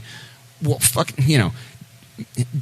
Join the club. I've also had a lot of bad interactions with Tony, but I've also had some great interactions and some great memories with Tony, and I salute him for having the ability to grow. It's everything. It's the thing that all humans should want to have, is the ability to grow, and we should salute him. And that doesn't mean we can't ask questions about his fucking plan. Yeah. Well, but I'm happy that he has grown, and Jake, you probably can speak to that. No, I'm just like, if more details were put out there, and I don't know, for everyone to see. Yeah, it's a good case study, right? Yeah. The next time some big project happens in the Nordac, remember the goddamn Capo survey petition. Remember the way it was handled. Remember there weren't any fucking answers. Sorry, I keep fucking stepping all over your goddamn answers. But remember how, anyway. Like for instance, and of course Steve fucking loves it. I'm speaking from personal perspective here, but I asked a couple nights ago, like, how many capo stands? What sections are they going to be in? Are they going to be blocking the view of anybody? And this isn't like a goddamn, celebrity fan. Like, I won't move from my section. I will clearly move wherever it takes to watch the game. I just kind of wanted to know some fucking details, and it was an immediate like, if you can't see, fucking move. That's not the right answer. The next time somebody takes on a project, remember that. Remember that that's not the right answer. Well, there's just so many people not involved in the actual process of making the decision that just wanted, be on the internet and be a troll, or be on the internet and be like, "Well, fucking move, dude." Like, why don't you be informative? That's the problem with lots of crew projects, unfortunately, is that there's all these other people that then start throwing their voice in there. And they are just like being antagonistic and stuff. Like I've noticed it on both ends. Like I'll totally be honest. Like whether you're pro capo, anti capo, like both sides are just being dicks. Like I at least haven't seen anybody. Again, I'm not on Facebook, so I can't speak to that. But I've seen not one single person who is quote unquote anti capo saying, "I will do anything and everything I can to destroy this." Yeah, But I do see a lot of false narratives out there that speaks to that person existing. There's I don't think that person exists. And I made the mistake of clicking on a thread on Reddit today that said, like, why do we hate capos? And I knew before I fucking clicked on it that it was just going to be, there was going to be some hate-filled trail of comments about me. And I saw one that was like, why does everyone hate fucking Morgan? And I'm like, nope, I'm out of here. I'm gone. I didn't know what Reddit was until today, actually. Yeah. There are a lot of legitimate answers to the question, why does everyone hate Morgan? Well, I just hate you. I don't think it's got anything to do with Right. capos. It's me too. First- It's going to hate you. Yeah, like your the first essence. moment I saw That's you. the right The answer. purest, Yeah. like, There's no deepest legitimate inside reason. part It's of just you. like, I hate him because. Yeah, like when I showed up at Hendox Yeah. 2 years ago, I was like, I fucking hate that guy. Look at him. Yeah. Yeah. It makes sense. Like, yeah. He doesn't have a beard. He can't grow facial hair. Yeah, what's wrong with this? What's his name? Morgan? That's no, a I stupid can't name. say anything. Yeah. He's got two last names. good Fuck dude. that guy. A little bit of backstory. 2013, Seattle tried to come in and take over our stadium for Dos Acero. Conference call from hell happened. There are many threads on Reddit and Big Soccer about this. You can do, hours worth of reading. I'm not going to recap all of it, but a lot of us had bad taste in our mouth about capos. Yeah. After Justifiably that. so. Like, Yeah. that makes sense. I wasn't around for that, but I heard the stories. And I'd be pissed too. All of us that, like, John was there, and a lot of people that, I'm friends with were there, and none of us are anti-humans, right? Like, and we're talking about our humans trying to do something different. Yeah. And that's always going to be okay. It's always going to be okay to try something new. Maybe we need a little specificity. We would like a little, specificity, but we're never going to try to destroy something that someone is trying to do. From what I know, it's, and because the details aren't there, it's like me talking to Tony, I'm good pals with Tony. It's trying to, be louder, be more, unity, and kind of all be on the same page. Like, there's always going to be quarrels between, individuals, supporter groups, what have you. I think that's a false narrative. Supporter groups all get along, all of them. Anytime you see this thing, I guess about not supporter so group much. drama, I guess like sub supporter groups. I've seen people saying that recently. Like, I'm tired of all the supporter group drama. There is no supporter group drama. If you say that, you're just repeating crap that you saw from someone else. That's not what I'm saying about you, by the way, Jake. Years ago there was definitely even that some was weird overblown. feelings. Well, yeah, almost. But to pretend like there's never was some sort of okay, everybody should have hated V Army. Steve Abreu is awful. He's awful. He was exiled to Massachusetts as punishment. Okay. Back to you, Jake. I don't even remember. Yeah, what I was saying. it's fantastic. Yeah, I guess, regardless, it's without the specifications. Like, So- it's just bringing everybody together for those 90 minutes and cheering for 90 minutes straight. The lads. What? The lads. Bring the lads. rough win the lads. So stands. Maybe you're not involved enough. Did you have any details that you can share with us regarding the plan of? I mean, I all I still know is that there's going to be a capo stand and people standing on it. Are they going to have megaphones? Do you know any of that kind of information? I don't know as far as megaphones Okay. go. What I do know is that the stand is going to be on the ground. I think it's only like 3 feet tall. From what I've been told, it's not very big, so like there won't be much obstruction of view. It's probably not even as tall as the stands. No, it's probably not going to be that tall. Yeah. I'm assuming with that. What are you doing? No, keep going. You're all right. I'm assuming with that, there's probably going to be megaphones because that was something that's brought up. But Okay. that's about all I That's know. all you know. Okay. I wasn't sure how deeply involved with it you were. If Yeah, you were I'm just not- a proponent. Yeah, I'm just Okay. kind of like you said. I'm a proponent. I'm just like I told Tony and was like, "You need help? Just let me know. Okay. I'll do. What are you doing? I'm confused. as Yeah, shit. you. Oh. Would you stop? I'm just sitting over here being a rough lad. Rough lads. I think we can put the capo discussion to bed. Is that right? Yeah, it doesn't matter. I mean, that's all I know. Okay. So I was curious. So I don't think.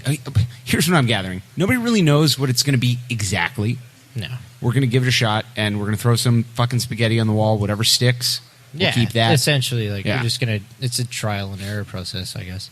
I love that answer. I wish that answer would have been out there at first because I feel like people would be down with that. Hey, we're not a business. We're trying to do some cool shit, and Right. like we're kind of unorganized, but we're going to evolve as we do it. Yeah, Yeah. like more people can get involved as time goes on. Yeah, if If you anybody's have suggestions, anybody's interested in being a capo, I'm assuming they get in contact with. I would say Crew Tony, cat? Tony or Andy? That's Okay. like off the top of my head. Yeah, I'd say. All right, Don't text me. Don't at me. Jake has no involvement. Jake That's what it and that sounds shit like. on Twitter. He just Jake is and that shit. pro capo. And I'm just there tweet to- at him directly. Put a Yeah. period before that at symbol so everyone can see it. ask him for tickets to the game. Yeah, he Yeah, sells dude, it I got you directly. hookup, dude. I got you on the low. directly through Huston Holligans. Dude. We're not ending the segment by any means, but thanks Yeah, I for bet. discussing it. It's important that we have discussions. Yeah, and I mean, it I hope- is important for everybody to know that as the fucking, I guess, de facto leader of the anti-capo movement, and as one of the leaders of the pro-capo movement, we can fucking talk about it. Yeah, John Zadar hates you. It's yeah. It's And I say, it's John, weird. how dare you?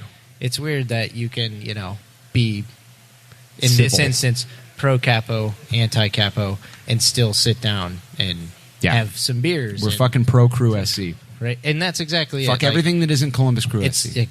it's the product on the field. Yeah. Which So- is mediocre. Speaking of on the field, That's being generous. this is Greg's favorite question. Okay. I want to hear about your favorite off-the-field memory. Now, I know Yvonne Siegel is sitting right here. But it doesn't have to involve her. Be quiet. How dare you, woman?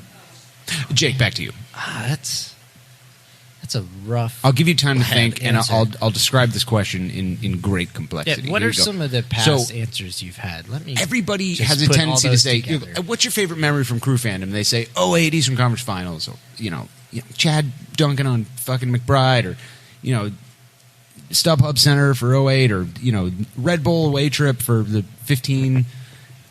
I'm talking like maybe some memorable shit that happened in the parking lot, maybe a banner that you made by yourself. Go to like a volunteer thing, maybe. or Man, like anything the at all. first Tifo sweat I did was pretty awesome. Which project That was the Philly game in 2015. The Semper, yes. big ass one. Yeah, Always ready. yeah. Yeah. That one was great. With all the mini 2 sticks put together. Holy shit, that fucking thing. There was a moment. That was I had heard about Tifo sweat. I was like, oh yeah, this is cool because everybody's like, come do it. And then I was like, yeah, they make big banners. And I showed up and I was like, Jesus Christ, this is fucking huge. Yes, that was a terrible night because we decided to start painting on Friday. I remember I was there till like 4 a.m. It was Yeah. insane. Literally, maybe you were there. I know John, myself, Greg, Slut Pam, Jeff, Cowles, we were there literally till 4 in the morning. Yeah, it was. I remember like falling asleep driving home, but it was awesome. It was like one of those first times where I had only been like hanging out with crew fans, if you will, for only a couple months. It was like one of those first times where I like got to actually know people. Yeah. And like make friends, because I moved to Columbus, I didn't know anybody. Like I went to college down here, but everybody I was friends with in college either died of typhoid, dysentery. Typhoid. They were leopards. Yeah. You went to right? college on the Leopards? Oregon Trail. They were leopards? Yeah, leopards. Leopards. Or is that leopards? You're thinking Florida Panthers. You've gone full hockey again.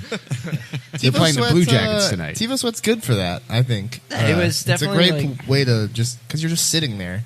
Yeah, painting. just so you got nothing to do but talk to each other. Yeah, like you get to meet people, like, It's nice. It's where most of our inside jokes evolved from. The ACES moniker literally happened in TiVo Sweat. Yeah, that's true. Because we said Anthony Precourt is too boring of a white guy. We need to invent an alter ego for him to make him more interesting.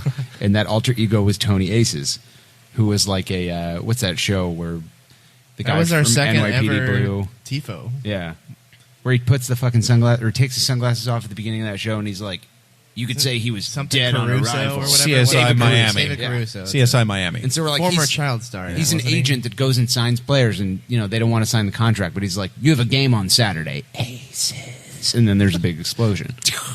That's what that big banner on the side of Nordak means, by the way. Gotcha. Yeah. So I've heard, actually, speaking of TiVo Sweat, that there's going to be some sort of like project next week. John, have you heard the same thing on the streets? I remember trying to talk.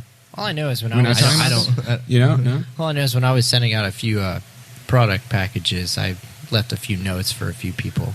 This is the next topic. Talk to us about segue. your oh my God! Do you want to take over from Morgan? Please take over from Morgan. Don't do it. I was really hoping like you'd. This is awful. That's probably that's not an I Hate Aces radio, but that counts as 2. Yeah. So you mentioned that you're not currently tattooing. No.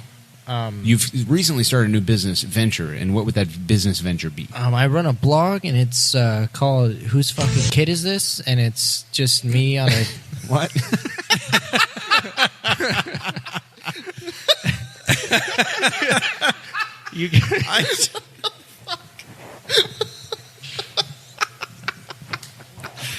You may have just broken Morgan. I want to know more. Of all the responses, I expect, like, I wrote a blog called "Whose Fucking Kid Is This?" was not one of them. I basically walk around Clintonville taking pictures of children. Whose kid is this? I edit out their dads to make them look abandoned. I was hoping to get that out before everybody started laughing, because it was going to be a journey to find out who Gangster Crew Baby's dad was. But that didn't work. Man, I'm sorry. No, it's okay. I ruined my own joke. Oh, Christ. Now going back in time, if I could go back in time, I would laugh just as hard at that joke if we didn't ruin it. Oh my God. My journey to find Gangster Crew Baby's parents. Dude, I want to know. Check out my blog. Dude, somebody hit up Jake and let him know if you're there. At Jake and that shit on Twitter. Hashtag, Karen Crognell, please. Hashtag whose fucking kid is this?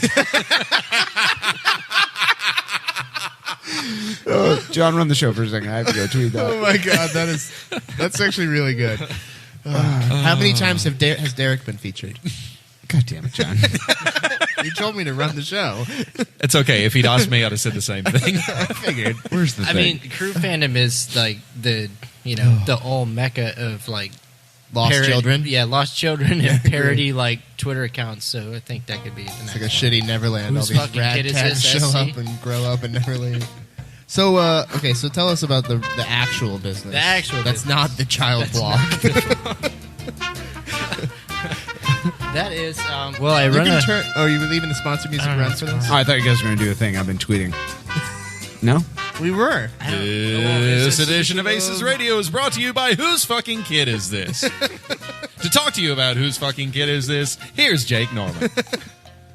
Thanks, Greg. My name's Jake Norman, and as a reminder, as always, if you have trouble identifying children, Land Grant Brewing Company is a cure for what ails you. That's right, Greg. They're medium-sized glass containers, which are filled to the brim with delicious, intoxicating alcohol. You can... whose kid is this? Back to you.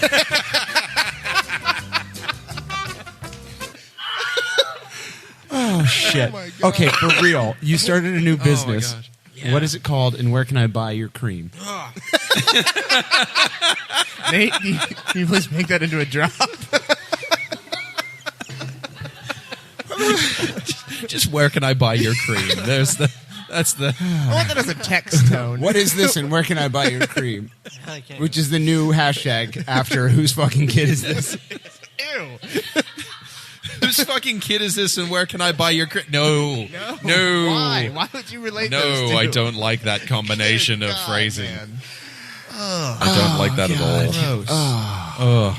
What are we doing? Aces Radio. So, Yeah. Okay. if I were to go on Etsy.com, Yeah. what would I search to get your cream? It's really. That's what you I know, but stop saying that. Okay. I gotta focus here.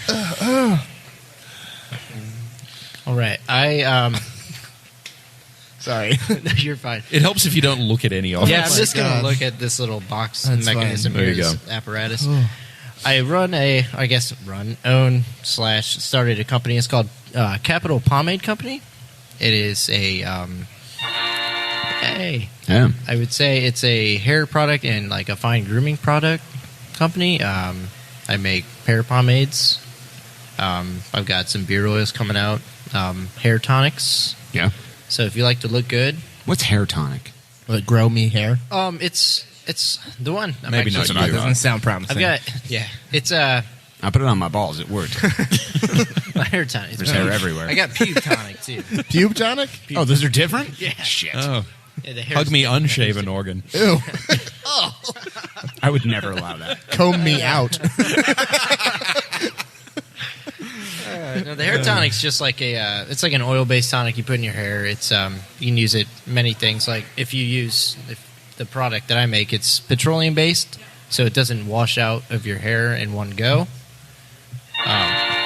So like People hate it when they wash their hair and everything comes out. yeah, like why are you gonna do that? Yeah. Like, I want to wash my hair, but I want everything to stay in it. yeah, it's you don't have to take a shower. Like, Yeah. because Nice. rough lads and shit. Rough That's legs. exactly Rough how I lads like do it. not Baby, shower. If you're rough, No. you don't fucking shower. Yeah. So, and it just kind of like revitalizes the pomade you have in your hair currently, or you can use it as a leave-in conditioning treatment, like put a little in overnight. I've been looking for a new leave-in conditioning product. Yeah. Nice. Okay, so they can only did they purchase these solely on Etsy? Then? At the moment, yeah, it's just Etsy.com Backslash hot deals. hot deals / shop / whose fucking pomade is this? Whose fucking kid is this? Yeah, shop / Capital Pomade Co. Capital Pomade Company. Yeah, Capital All right. Pomade Company. You can just Is it search actually company or just company. CO? The abbreviation for Okay. the Etsy site is Co. Is Who Co. is your first Okay. customer? Who? My first customer was 3030 Barbershop up in Clinton. Motherfucker. But as far as internet orders go, you were the first. Yeah, the continuing champion. Yeah, Ah. it was hilarious because as soon as You like should have I lied. like Number one impulse buyers, boy. Hey, very grateful for that also. by Oh the yeah, way. it was the worst mistake I ever made. I bet I was sending it to It you. I is was not like, facial cream. He's gonna hate this shit. Did you think it was facial cream? No, I knew it was. He thought it was vagina wash. I don't really use that. Did you give some to Pam? Oh, Here you go, Pam. Use this. slather that on that. Put this on your bush. body and don't ask questions, It's girl. looby. You literally told her to put the cream on, but And Doran kicked had her already over. Got got time for that? And pushed her over and marry me. That's the only way this is going to happen at You this asked point. me. Marry me. Whose kid is this? So we Derek, asked. he's your son. We before I play Sound of Silence, I ask you the same question we end every segment 2 with, and that is, of course, how can AGS attack be stopped? Who, since you just discovered Reddit today, is a Reddit personality Okay. who participates. He said he's in- listened to Aces Radio before. I have. Okay, but I did- not to but that but extent. this is new. But I Not mean that past. in the most. I usually get about 5 minutes in, and I'm like, "Well, I'm gonna fucking kill myself." That's the right answer. I got better things to do, like photograph children. Yeah. Listen, I gotta go make a blog post. you can't just sit This around. vat of cream isn't going to mix itself. Okay. A lot of people are wondering whose kids are what. And I got the cream to figure it out. Capital City Pomade Co. Yeah, correct. That's Yeah. right. So, Believe like that. me on Facebook or something. Yeah, Oh, otherwise okay. he'll have gone back to it for no reason. Yeah. So, AGS attack. This is a Reddit personality. Yep. So you Yes. say. 100%. What You are can be the, as mean as you want. what are Phil. the types of things they say? They. Him. It is. he, It is. we, It's a male. Do you want to just play the song? person. Oh, play his stupid anthem that he wrote. You're I don't gonna know hate if I can this. find it. And you can. Is this not? one This of is you literally guys, or- him. This is playing literally the him stringed rapping. in- Here we go. He played the instrument and sang. Attack 2016 on this motherfucker. U.S. attack, he's got the best hot taste. Y'all motherfuckers best watch out because he's got the hot taste. You are down. Whose kid is you this? Are just y'all just jealous. He likes the crew way more than you do. You have no idea with the weak ass shit, yo. I wanna hear the U.S. Butt attack, Pirates he's part. got the best hot taste. Y'all motherfuckers best watch out because he's got the hot taste. You are young, voted. You Seems like are it's on just Skip. haters and y'all just jealous. He likes the crew way more than you do. You have no idea with the weak ass shit, yo. Oh, that's right. It's at the end. Thumb this. Thumb this crew. Did he say fuck this crew? 2016 year of Butt Pirates. Year of the Butt Year of the Butt Pirates. What? Here we were repping the Rough Lads, and all this time it was the year of the Butt Pirates. Oh, who knew? Good God. Unbelievable. Pirates. Oh, God. That's going to be the next drop. Dude, Jake, thank you so much for stopping by, honestly. Like, Oh, thanks for having me. constructive discussions. It's the staple of ACES Do you Radio. use any human bone in your cream? We could give you AGS tax bones when we kill him. I mean, I can incorporate it. Okay. That's what I we mean, do I here. will help you. Just do that. I'm just. That was. I mean, I assumed you would. Rough Lads help each other out. Rough Lads always do that. We take them in, John, we grind them up, and we spit them out. Thanks, as always, to our celebrity guest on segment 2, this week's edition, Jake Norman, Capital City Pomade Company. Correct. On Etsy. Go there. I've bought the product. John, let me tell you what. It's making my hair unbelievably good. I'm Do sure you it have is. any in your hair right now? I've not used it yet, but Oh, I might that's cool. at some point. I would have bought some, but John doesn't. we all have know hair. I don't have hair, so. That's fair. Was it work on my beard? Or should I wait for the beard I to land? use a little bit in my beard. Just use a little though. I don't really have a beard like you do, though. Dude. Let's continue this talk off air. Fuck beards and fuck people that can grow facial hair. If you've enjoyed the shitlordery on segment 2, I've got some great news for you. John Zadar's going home probably to work on art stuff. And we'll be right back with your hot takes. Battle for the grand prize, ACES Radio. You're making a big mistake. Whose fucking kid is this? Oh my. Here we go, here we go, here we go, here we go. Now we blasting off into the ozone. The way we kick it in the dojo is local for show. That we paving the road that's opposed to the dojo. Going over your head like a top hat. Stop that. I know you hear me spitting these hot raps. Now watch that beat, cause it's about to drop. The Rockets is the 09 jump off. Yeah, yo. Last name Pan, first name Peter. I know you see me playing and you want me to teach you, but I stay elevated so that all God's creatures can hear me shout it out like my name is Aretha. Getting RESPECT. Fly by, see the looks on your faces. Cause I'm in full EFFECT. Jet setting on a daily basis. David F. Man, don't stop. David, don't stop. We came to rock it till the city takes off. Mr. Captain, yeah. I'm an ace pilot, yeah. I wanna spin my wings and fly.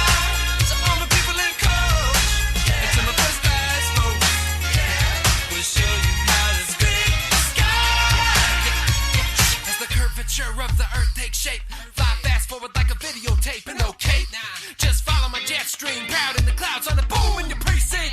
I'll have no trampoline, black box in the pocket of my jet jeans. Shine with the stars so bright, even NYC sees me. Get that? Oh, yeah, baby. Ignorant slush, shitlords, and all you fools listening on your iPhones, you've made a tragic mistake by sticking with us for segments 1 to 2 here on episode 50 of ACES Radio. Sweet Jesus, John, what a conundrum we have here. We have probably 3 people listening on the internet, and I'm guessing they probably all need to delete their accounts. Back to you. Yeah, sure. I don't know. Why'd you bring that up? You mentioned that. Oh, why are you doing that? Why? Because it makes Greg sick. You're Greg. Yeah. Okay. Yeah, and a bit, yeah. Kind of throws off the equilibrium. Sick now. More people here than there are on the internet, according to you. Then That's true. Yeah, no, not had many a couple people more listen to join this. us. Fan-fucking-tastic. Since we don't broadcast live, nobody's actually listening to this right now. Broadcasting live from the beautiful back room here at Zalba Brewing Company. No, I mean broadcasting live as in, I feel like we need to clear this up. We are alive, therefore we are broadcasting live. That is the only context in which we are live.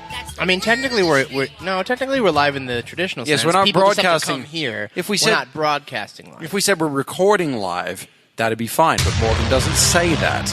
Morgan doesn't say a lot of things. Or when he does, half the This time is he not pronounces radio. it wrong. So Yeah, usually. I like that drop, though. Is that right? There are 3 of them. It's a good drop. There are 3 of them, Greg. Fantastic. Welcome back to Aces Radio, episode 50, everybody. What a rare treat it is here to be at Zapper Brewing Company after such a great showing against FC Cincinnati. Hey, John, before we get started on... you go ahead and burp in the microphone. John Zadar has burped into the microphone. John Zadar has coughed into the microphone. That was pretty sure I did that better. I liked yours. Thank you. So, ladies and gentlemen, if you could, welcome to the program, celebrity fan Todrick33. Todd. Hi, Todd. Drick. 33. The lobster lawyer. That's right, the lobster lawyer himself. He uses 33 for Larry Bird. Lobster Everyone lawyer. respects that.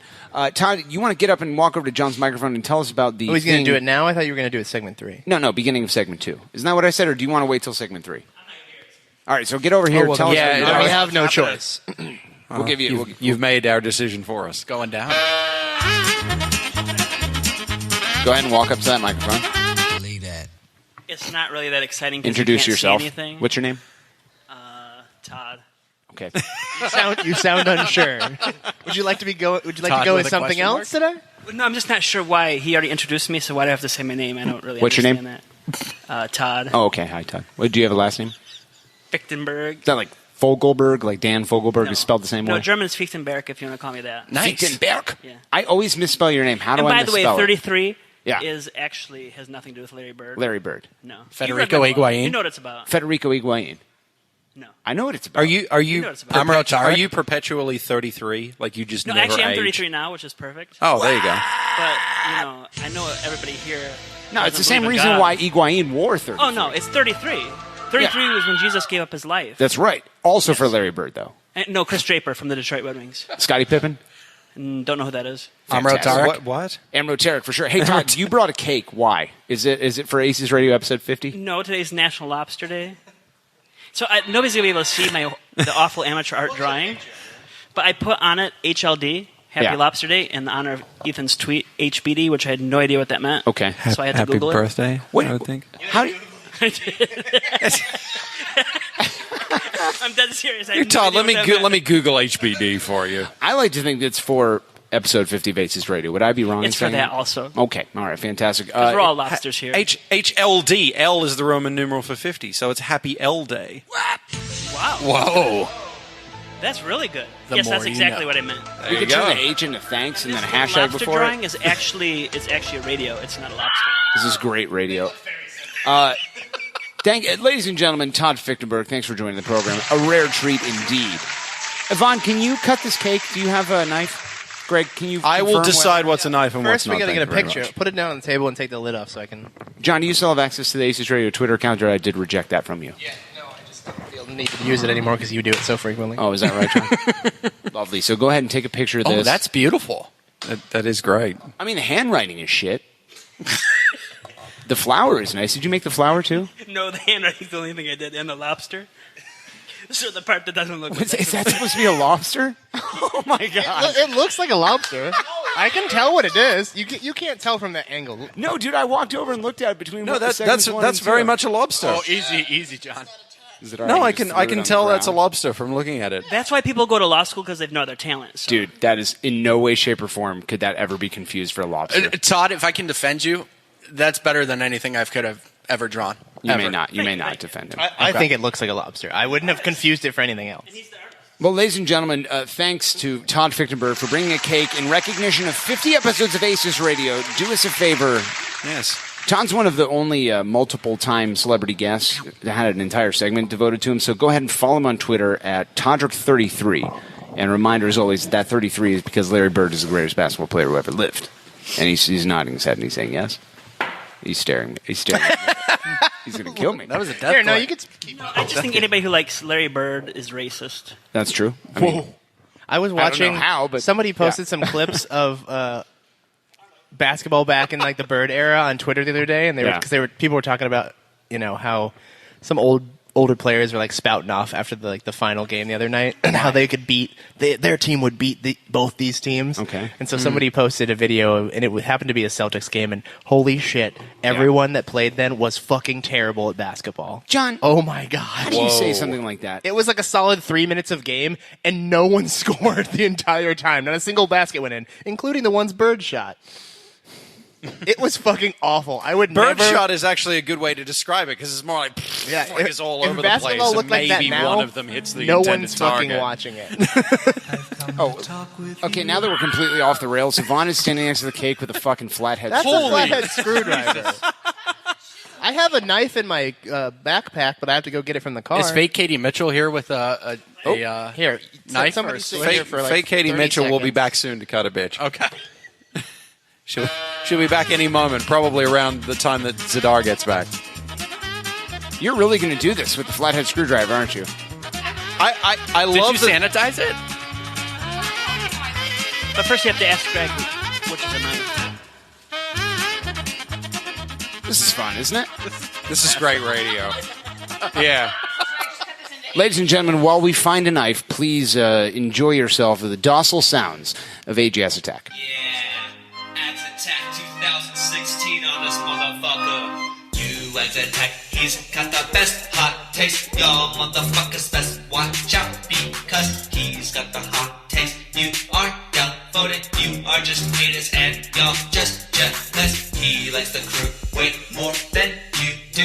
You have no idea with the weak ass shit. Yo, U.S. Attack, he's got the best hot taste. Y'all motherfuckers best watch out because he's got the hot taste. You are downvoted, you are just haters, and y'all just jealous. He likes the crew way more than you do. You have no idea with the weak ass shit. Yo.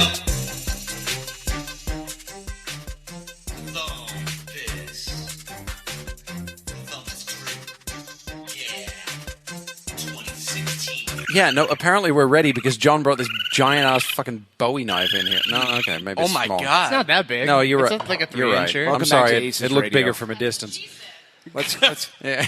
like, Insert your own what's the Pam whole or premise Josephine's here? mom joke here. Once the goddamn cake is cut, We don't have forks. We don't have any plan for this. Oh, you have forks. Oh. Look at Todd planning He this brought thing out. forks. We've been doing this for like 15 minutes. Ladies and gentlemen, if you would, welcome to I'm the so program. glad that we have short segments for the rest Ralph of the show. Schudel. Yes. Ralph Hello. Schudel, welcome to the show. Gentlemen, thank you. I know it's been... I feel like we just talked to him like a month or two ago. Is that right? Maybe not that long. Maybe it's been more like 20 minutes. 20 minutes. I don't know. Yeah. Because I'm not good with time. That's why I get here late. It's technically August right now, right? With how long this segment's gone so Absolutely. far. Well, that's the Yeah, this staple is of not- ACES Radio. We're actually calling this episode 50, 51, and 52. Yeah, Zauber's actually rebranded while we've been here. Go ahead and tell Yvonne us. would like everyone to know she's done her matronly duty and cut the cake. Thank you. Thanks, Yvonne. Show. Love you, Mom. Ralph, go ahead and tell us how crew fans would know you. Mom, the cake! I don't know what she's doing in there. The pizza bagels, Mom! The craft soda! The craft soda. Mom, the guys are here for a sleepover and you're embarrassing me. I didn't know Kraft made soda. That wasn't a thing in Mom, I Australia. got a multi-kill on Call of Duty. Get the video camera. Mom, I think my testicles dropped. No, that clearly hasn't happened yet. Yeah. You going to do the whole thing, John? Oh, yeah. Let me smash. Moving the fuck on. Ralph, if you would, tell us how crew fans would know you. I don't know how I come back from that. Anyway. Concisely. Oh my god. You guys would know me from being a very loud vocal son of a gun for the first couple years, and then just recently joined up with can I say it? Massive Report. Hey! Hey, turns out the studio audience loves that show. Hey! Wow. All right. Recently just joined up with Massive Report. in February, and been covering the team ever since. All right, fantastic. Where are you from originally? Youngstown, Ohio. Youngstown? Yes, sir. Damn. Yeah. Gangster. No. No, I was in Boardman. It was the Upper Arlington of Youngstown. Oh, is that right? Yes. So you were how many streets away from Maurice Claret? Several, and probably several shootings away from Maurice Claret. Hey, dude, you got to get your goose on. I respect that. So, Youngstown. Yes, sir. 6 bolts of separation. Oh, God. Why did it take you until episode 50 to be so great at this? Tell you what, can't wait for Hang the DJs. Remember when Scott used to do like the recaps of Aces Radio, and he's like, they talked about the Bills, Like the 3 times he basketball. did. Yeah. I'd like for that to come back tomorrow. So, how'd you end up in Columbus? Can I guess? Go ahead. Yeah, you're in Youngstown. You says to yourself, "Self, I'm not up in lads here. The Penguins get fucked." Jim Tressel won a couple championships up there. A when I was couple. up there. A couple. How many accounts do you have for deletion? So he says to yourself, "Self, I need to get on the highway, and I need to get down to Columbus where the lads are, where the stands are. I need to win them. I need to up them." Is that right? That's about right, yeah. And then, my parents were like, yo, we got a promotion and we're moving to Columbus tomorrow. No, So, convenient. Yeah. That's convenient. How old were you when that happened? 13. Okay, so you're in 7th grade? Yeah, something about that, 7th or 8th. What was that like? As a person who is from the streets and never deviated from it and was never dragged off of it, I can only imagine that it would be very, very complicated to go to a new place when you're in 7th grade. I was in a Catholic school with a lot of structure, so it was tough. I had a good buddy of mine, best friend. We're still good friends. He relocated to Raleigh, North Carolina, but yeah, it was tough. It was definitely an adjustment to come in. You grew up with a lot of these kids, and you said, I'm going to go to high school, and we're going to graduate together, man. Yeah. We're going to, do As our a thing. kid, that's significant. Yeah, exactly. You don't know that it's meaningless until you grow up. Exactly, and then it's like, you're like, oh, these guys fucking suck. But, I could swear here, right? Absolutely. Excellent. Where in Columbus did you move? Gehanna. Gehanna. Yeah, moved to Gehanna. I went to my school for 3 weeks up in Youngstown, and then transferred for the rest of the semester to Gehanna. Damn. So you're a guy with a beard. A lot of people are calling you Beardo Magoo. Not to be confused with Beardo Magoo Kevin Glenn. Yes. From supporterscarves.net. John, is that what it's called? Yeah, I think so. Yeah. He's got concisely, he said once in this episode. /hot deals. So how old are you? Because I can't tell through the beard. Let me ask you this. How old do you think I am? I think you could be 26, and I think you could be 38. I don't think it's any other number. 27. 27. You weren't far off. Yeah. 27. On All the right, first so guess, anyway. 27, that puts you class of like 2004? No. 2008 for later. high school. That's after me. Very bad at math, as it turns out. 2008 for high school. 2000, I was on the 5-6 year plan. I don't even remember. Where'd you go to college? Ohio State, right. and then finished at Franklin. AFC Buckeyes, yeah. Yeah, AFC Buckeyes. Ben Spees was in my graduating class, actually, for Franklin. So everyone hates that guy for some reason. All we're saying is give Spees a chance. So you moves to Columbus. You moves here. You go to Gehanna. You up some Lions. You up some Traps. You go to Ohio State. And you was say, best friends with both Traps before Will, to be honest with you. Carl Trapp. Yeah, Carl Trapp. Carl and Louise Trapp. Louise. Oh, yeah. She's one of the best. So you says to yourself, Wow, I'm going that to Franklin. family with names. Oh, shit. Jesus. None of those were real, of course. But so how'd you get into the crew? Oh, God. I was Gehanna, being the home of the Fighting Will Traps and the Fighting Crognales. Yeah. It was a very soccer-heavy school. We played FIFA a lot recreationally. I fell in love with Manchester United, unfortunately. Played a lot of FIFA. I actually was a lacrosse player. And funny story about that was I'm a big Xbox guy. I love FIFA and everything, as I mentioned. But there was no lacrosse video game, so soccer was the closest thing that, was similar to that. Started playing a lot of FIFA. Crew, all of a sudden, I get an MLS Cup final. I said, hey, I should pay attention to this team, see what it's all about. I see Frankie Hayduk the first time, and I was like, I freaking love this team, man. It's fantastic. And GBS, too, to be honest with you. That guy, I've never heard of him, but I mean, I just became a fan last week. You have to remember that. That's true. GBS. I have to Google that. Is that like HBD? I think he's a forward for FC Cincinnati. I think it's HLD. GBS. Yeah. GBS. Oh, shit. I was just going to tie something in with you, and I don't remember what it was now. It had something maybe to do with FIFA? Oh, lacrosse. FIFA. You were lacrosse. supposed to roast me about being from UA. With I lacrosse was supposed show. to roast you about being from UA, and then I realized he's from the UA of Youngstown, which explains the lacrosse thing perfectly. Also, Gahanna's pretty fucking uppity white. It is. It Yeah. is quite Yeah. white. It's basically like East Side UA. UA by Most the airport. UA East. Yeah. At least 30% of my racism is targeted at Gahanna. Respect. Yeah, because it's all white people. Respect in all caps Yeah. with the K on the end. Respect. Yeah.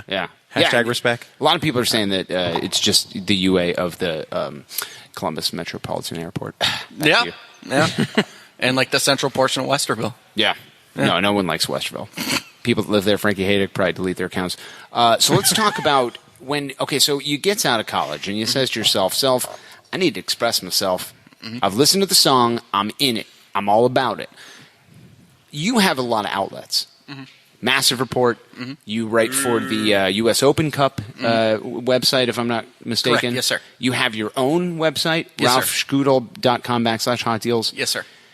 What makes you want to write? What led you in the direction of this career path? The big thing about it was I was a damn good writer at OSU. I had a professor tell me that I was taking the wrong career path because I actually started as a music education major back at OSU. Huge career field for that. Yeah. So it was something that I was thinking about, and then I kind of realized that precisely. But I wasn't making the right choice because unfortunately, a lot of public schools are cutting the arts. They're not not really all down for that. And so then I switched to communications, which I figured was the jack of all trades. It's the Jello of all majors, it fits into everything. So I did that, and I had a teacher tell me one time I had a 120% I'm not smart. Let's get that clear. You've come on ACES radio. That's apparent. But I had 120% in a Brett Lake class going into the final, and she said, "What are you doing taking the final?" She's like, "You could just go home." Nice. She's like, "You know what you're doing." She's like, "You'll still get like 107% if you skip the final." Oh my God, the greatest teacher ever. Right, yeah. Jeez. So did you walk out? No, I took it. Why? Yeah. Why? I took it. Fucking overachievers. Hey, man. Fucking throwing off the curve real hard. Hey, man, that freshman year was rough on the GPA. We needed to get a little bit up there for it a little bit. But I ran into somebody last year that was a journalist out of Boston, and she kind of does like a series where it's kind of it was almost similar to what Rachel Bonetta did when she interviewed you a couple years ago about no, that didn't happen. But about being professional. I'm not about fan, the glory. lad upper. Nope. Yeah. But you're thinking of John Zidar. I remember Exactly. that. They made like a 45-minute show out of it. Yeah, the John Zidar show. No, it's called the Morgan Capos Tifos. If all the things you said with my name, put your name in there, yeah, that's exactly right. But she gets in there and she does kind of a wants to know what the system's like, why people do what they do, And I sat there and I said, I can fucking do this, And I started out with a goal in mind that I'm going to start this website. I'm going to go regionally. I can't afford to do nationwide like she can. It's a very expensive operation. It's a big nation. Exactly. It's not like, Britain or anything like that where you can visit, 5 different cities in 30 minutes, But so I started doing that, started planning out, and then actually I saw Chris Landis post something on Twitter. Sorry, that automatically plays.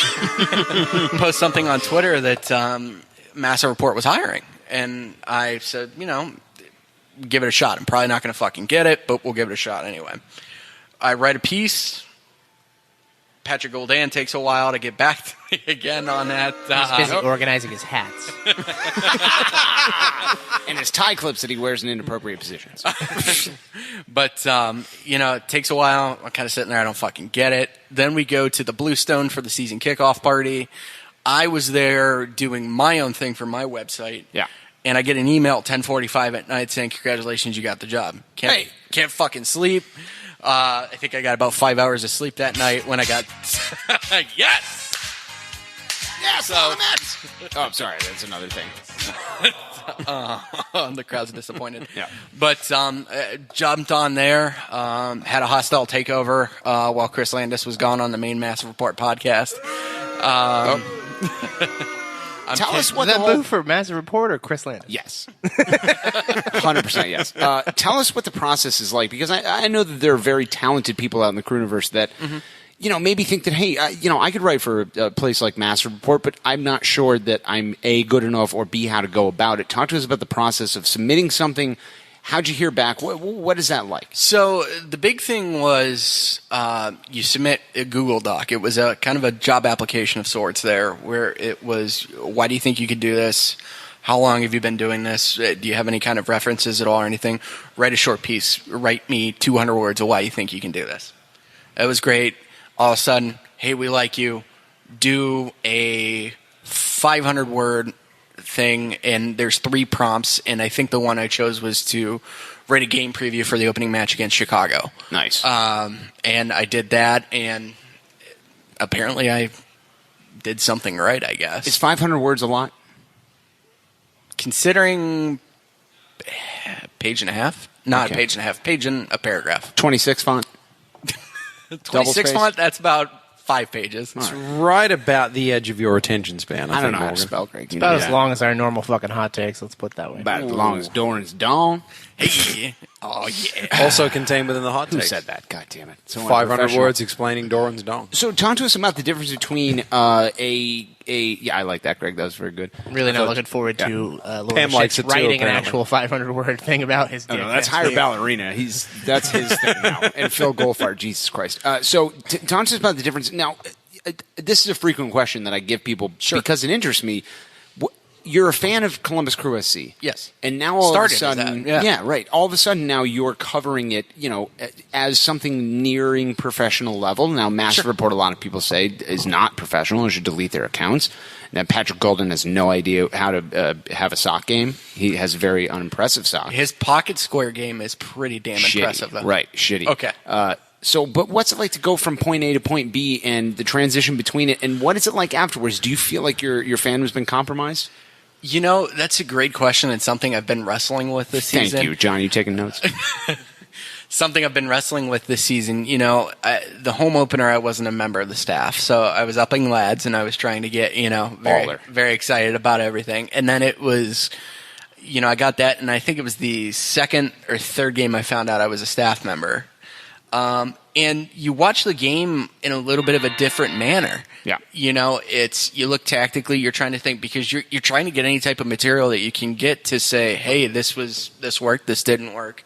We had another come from a head loss, something of that sort. And, it does change it a little bit because, and I think no better example than last night, because sitting in the press box at Cincinnati was difficult in a way, albeit I wasn't with Massive Report technically last night. I still did do work. But, when Cincinnati put that goal in and the place became unglued, I sat there and it was like, I literally felt like I just was shot, essentially, because I'm like, oh shit.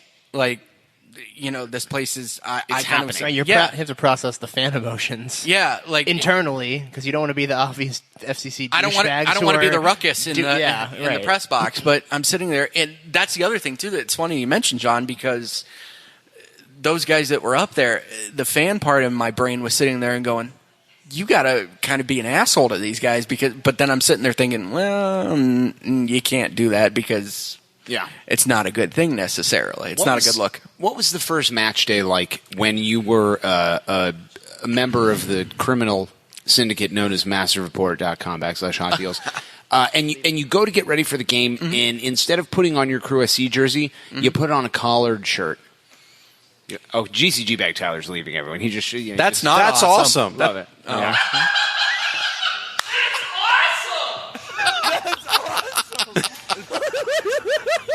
That was actually even better than the drop. Wow. Yeah. So you reach for your Cruisers FC, built by ZZ Boots, Wildman's Leather and Lace shirt, and you put on a collared shirt instead. Mm-hmm. What's that like? It's different. Yeah? A little part of you die a little bit? I feel like it had to have. Partially, but I was optimistic and excited about the new part that was starting because this is what I wanted. You know, my day job is great. Don't get me wrong. I know I may have a few folks that listen to me on this, and, you know, my day job's great, but this is what I've wanted to do. And I've known that because there was a great story that I had about working the spring game, and I ran into the insider in the press box. And the insider, Dom Tiberi? The insider, Dom Tiberi. Reminder as always to everyone to tweet directly at Dom Tiberi and ask him when he's coming on ACES Radio. I'm still happy I beat him on the show, which is great, but not for us. For me. Sorry, guys. But you know, I sat there and I worked the spring game, and it was like a 7-8 hour workday. Yeah, and it felt like nothing, and I didn't mind. You know, it was incredibly. It's like Office Space. You guys have seen Office Space? It's like when Peter gets there, and you know he's got the switches off, and he's like, I just don't care anymore because it's life's enjoyable. Yeah. So you've been hypnotized by Patrick Goldan, and he died before the hypnosis wore off. Is that what you're saying? Sure. A lot of people are talking shit about Patrick tonight. Very unfortunate. I like that guy. That's unfortunate. Well, Sam fought me too with the just doing his thing. Sam just has so many reasons to delete so many accounts. I can't believe they even allow that guy back in the stadium. Okay, so all of the good things are happening. You have your own website where you're writing for massreport.com. You're one of the most respected investigatory journalists in the game today. And you says to yourself, I'm going to come on ACES Radio. Mm-hmm. The garbage dumpster fire of a program that you are currently on right now. Why? I like what you guys do. I mean, the big thing that I had was... So a couple months ago, I had, unfortunately, a family emergency where my father kind of fell into deteriorating health. And I've heard so much about you. I heard about you before. Tonight is the first night you and I have ever met. He's pointing at John. Exactly. He's pointing at you. You know, I've heard so much about you. He's pointing at all three of us, really. I've seen you in Nordek, but quite frankly, I was too scared to approach you because... Oh, my fucking God. You're going to get me killed with this kind of shit. Are you serious? I'm sorry. But... Would you stop him? No. But... How do we deactivate your microphone, actually? Let's turn you off. Can we unmute channel 2? Yeah. Oh, wait. You've got nothing. Can we mute channel Morgan? He's got nothing to be afraid of. Keep Morgan. going, Ralph. It's good stuff. You know, you had a great perception, and I knew about you before I obviously met you. Oh, my God. I knew about you, John. I knew about you, Greg. There it is. Talk about those two things. And... He didn't know it nearly as much. I was having... No. My dad was in deteriorating health. One's bald, one's foreign. I don't really know anything else And that beyond guy that. who won't let you not know about him. Greg. He's playing. But, you know, I was honestly looking for a laugh and a different perspective because, I mean, you look at our situation. We do on Mondays. We come up, we're kind of like the ESPN, if you will, of crew stuff. No we one come says in, that. we knock through, and give me a break. But, you know, we go through everything, we break everything down. Then you guys come in and you put a different spin on it, an entirely different spin on it, which is practical, funny. You guys just kind of go through everything and you do what you need to do.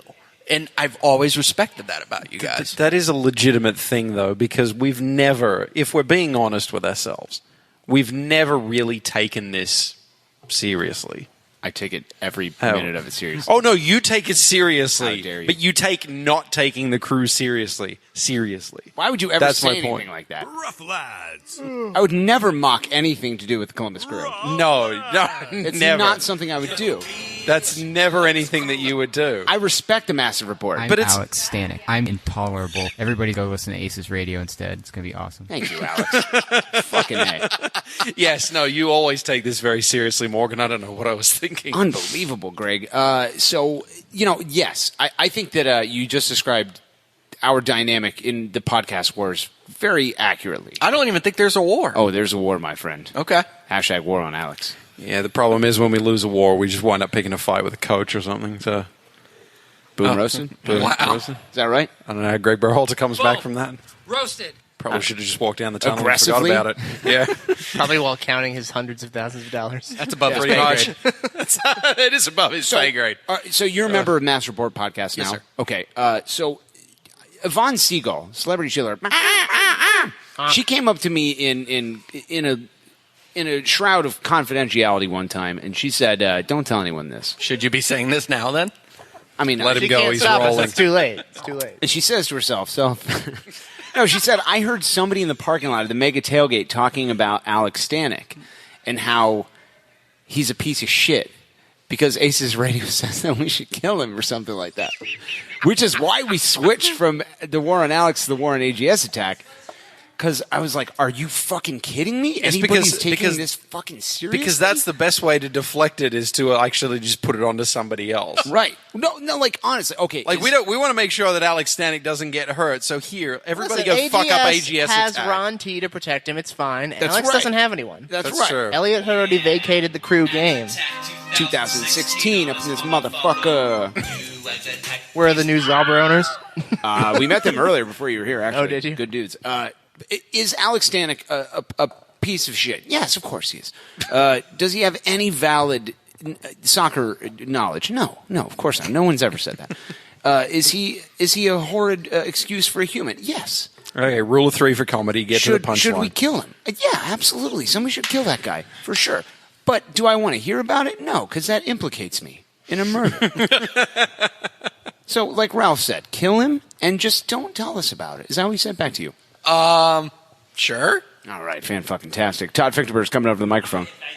I was going to say, this is a lawyer move. He He said he advises Morgan to stop talking. Mr. Hughes, as your lawyer, I advise you to probably stop talking. Todd's the new retainer, lawyer on retainer now. I'm going to ask you to go ahead and not delete your account. Fan-fucking-tastic. Oh, so you're here at ACES Radio, just have a good time because bunch of jolly old lads having a kickabout. Yeah, I mean, I wanted to meet all you guys and see what you guys were about because, I mean... Well, I'm sorry that the other two let you down. Yeah. I'm sorry about John's exposed genitals. I thought we were on the same side here, John. I saw an opportunity to pull myself ahead of the pack, and I went for it. Greg, I remember... Yeah, well, you're not doing it through the score predictions, are you? Greg, I remember when we were a Massive Report back when people listened to it, and I never saw any genitals on that show. I don't remember seeing any genitals. Then mostly because most of those guys' dicks are too small to be noticed. But I was going to say the only nuts on the show were in Sam Farmy's chicken. I feel like Sam was not wearing pants, but I never saw his penis. Now, was it dark? Yes. But does he have a small penis? Absolutely, he does. Let's move on. That's official on the record, by the way, Andrew King. Oh, if yeah? you want to go ahead and quote that. That's Can on we the record. rewind? Speaking of Andrew Penises King, and your coworkers? speaking of Andrew King, did you guys see his Ask Me Anything on Reddit? And AGS Attack came on there and said, "How can I be stopped?" Yes, and he got downvoted. It was the That's greatest thing. I did not see that, but that's wonderful. And he edited it, and he's like, "Oh yes."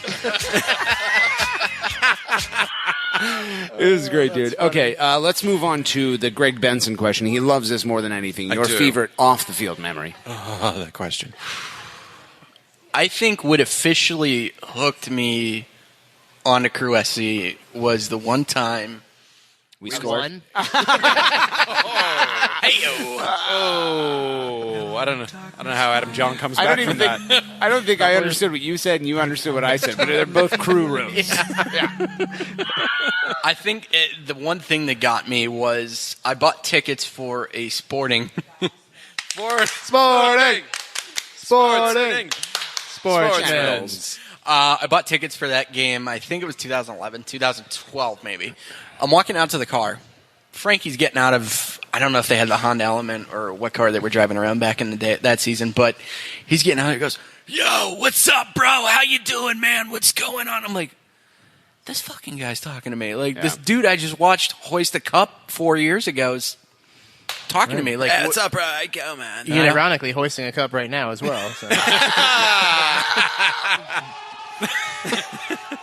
But he's coming up to me, and I was like, I'm looking around the parking lot, like, who's he talking to? And I'm like, oh shit, it's me. Yeah. And I was like, nothing. And I'm getting into a conversation with him, and I'm like, it's like we're two 65-year-old women talking about soccer in the middle of the parking lot. But, and of course, I just all the time. I'll tell you what, when he gets about 12 beers in, he does a mean 65-year-old woman. Exactly like that occurrence that happens all the time when two 65-year-old women are standing in a parking lot chatting about soccer. I tell you what, I go around that bend at 71, and I glance down.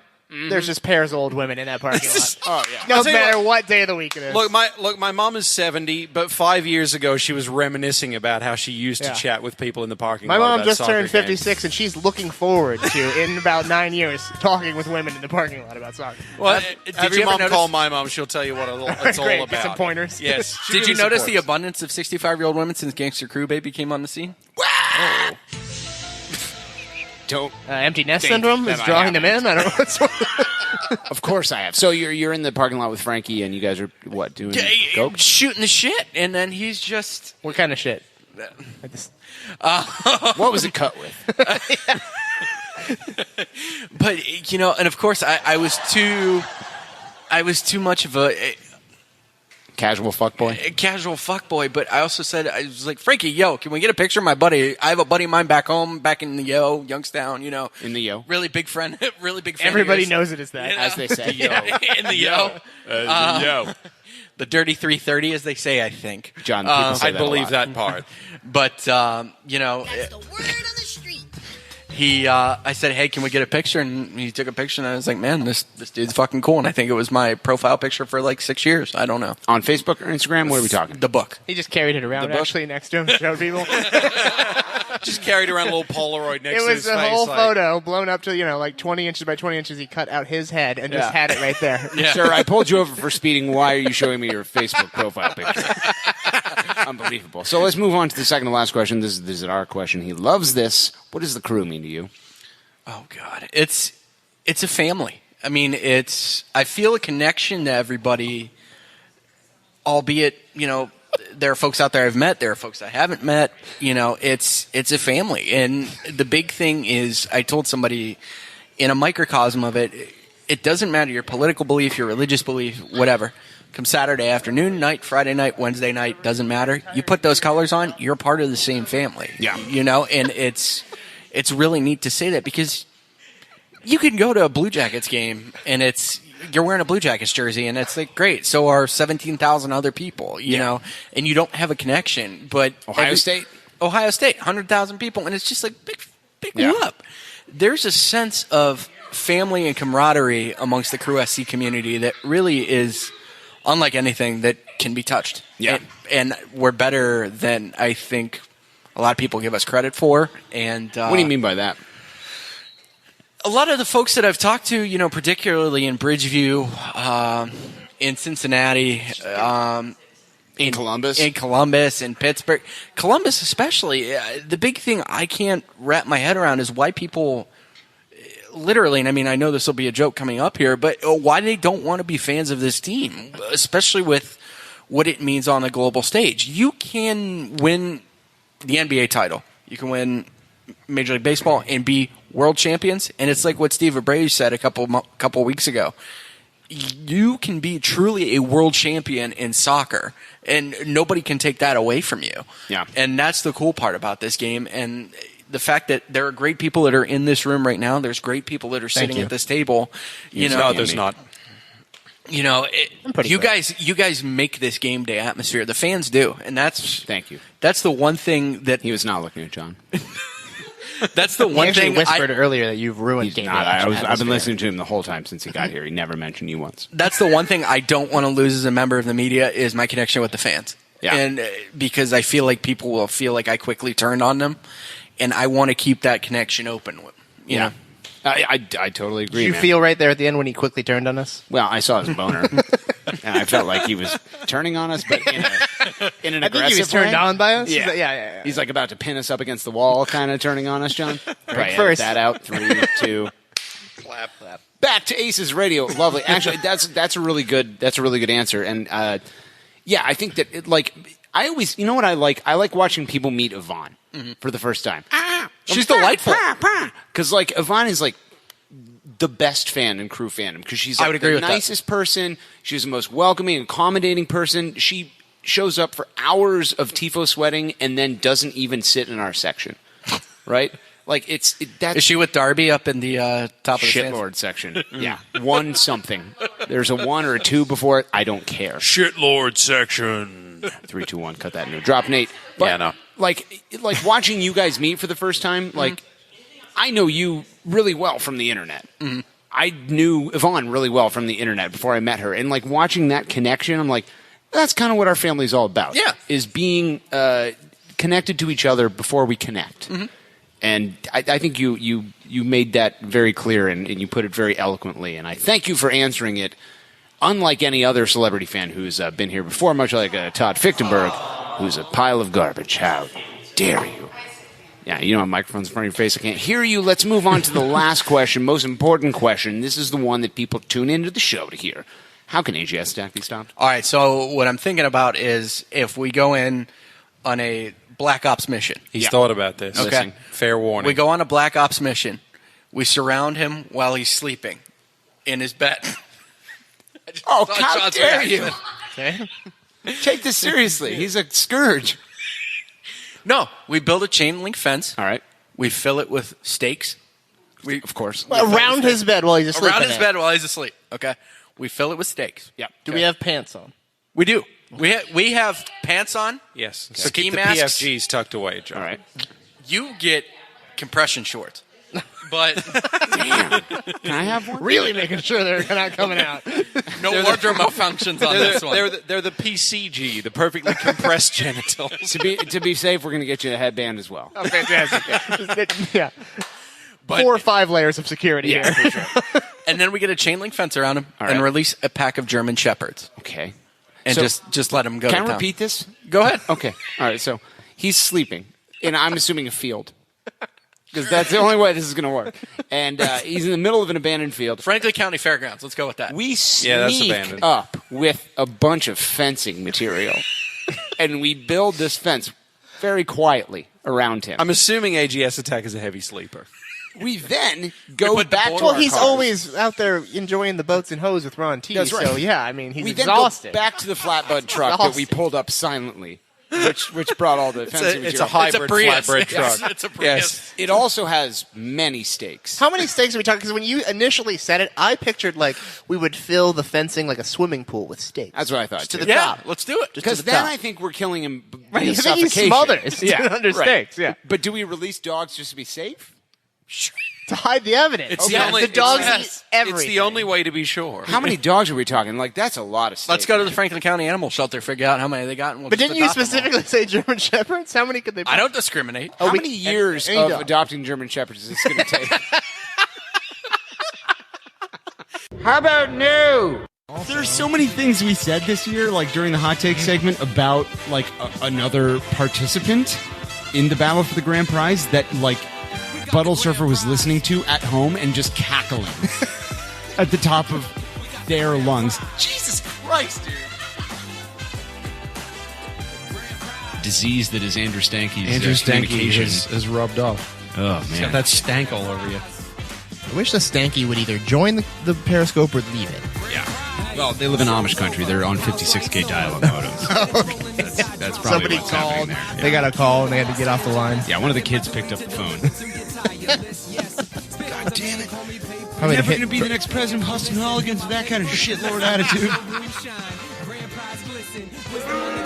He was trying to make a hot chicken takeover joke. It's not working.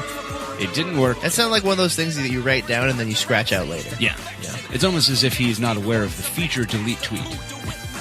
Yeah, once you start typing, you don't have to send it. Just you can do that. Yeah, even Katie knows that. She's literally internet retarded. Yeah, What is she sure it? is. What is it my English teacher told me once? Next time you have a thought, just let it go. Hello, everyone. This is your good pal Morgan Hughes talking to just you, Andy Stanky. Got a little piece of information for you. If you find yourself tweeting something that is so unbelievably not funny that people on a podcast that no one watches or listens to makes fun of you, just go ahead and press the delete button. It's a feature. It's native in Twitter, and if you haven't been aware of it before, you are now. And you can go to you can suck it. WWSD. What would Shane do? Yeah. Yeah. Not say anything and like it. He'd like it. Yeah. With the Stank Lordess herself. As leader of the Stank household, I'm going to need you to go ask Andrew for the man balls. Fucking Stank House is real shit, right? Dude, you just take it easy. My hand. Julie and Andrew's House of Stank. And cakes. Do you put syrup on those too? Or maybe just some blood in urine? Moving on. And for that, you get nothing. You lose. It was a nice try. You know, maybe Farting red cards are a nice try. keep taking notes from your wife. I really feel like the Stanklord was on his way to his first ever blood points, but Jeanette had to Damn it, Jeanette. Well, let's not go back and revisit it. Let's just move on. No, let's just assume it was not good. God, the Stanklord is such a pussy. Yeah. As Buttle Surfer walks around that side of the table, John, will you turn the camera towards the Stanklords? Nobody wants to see that.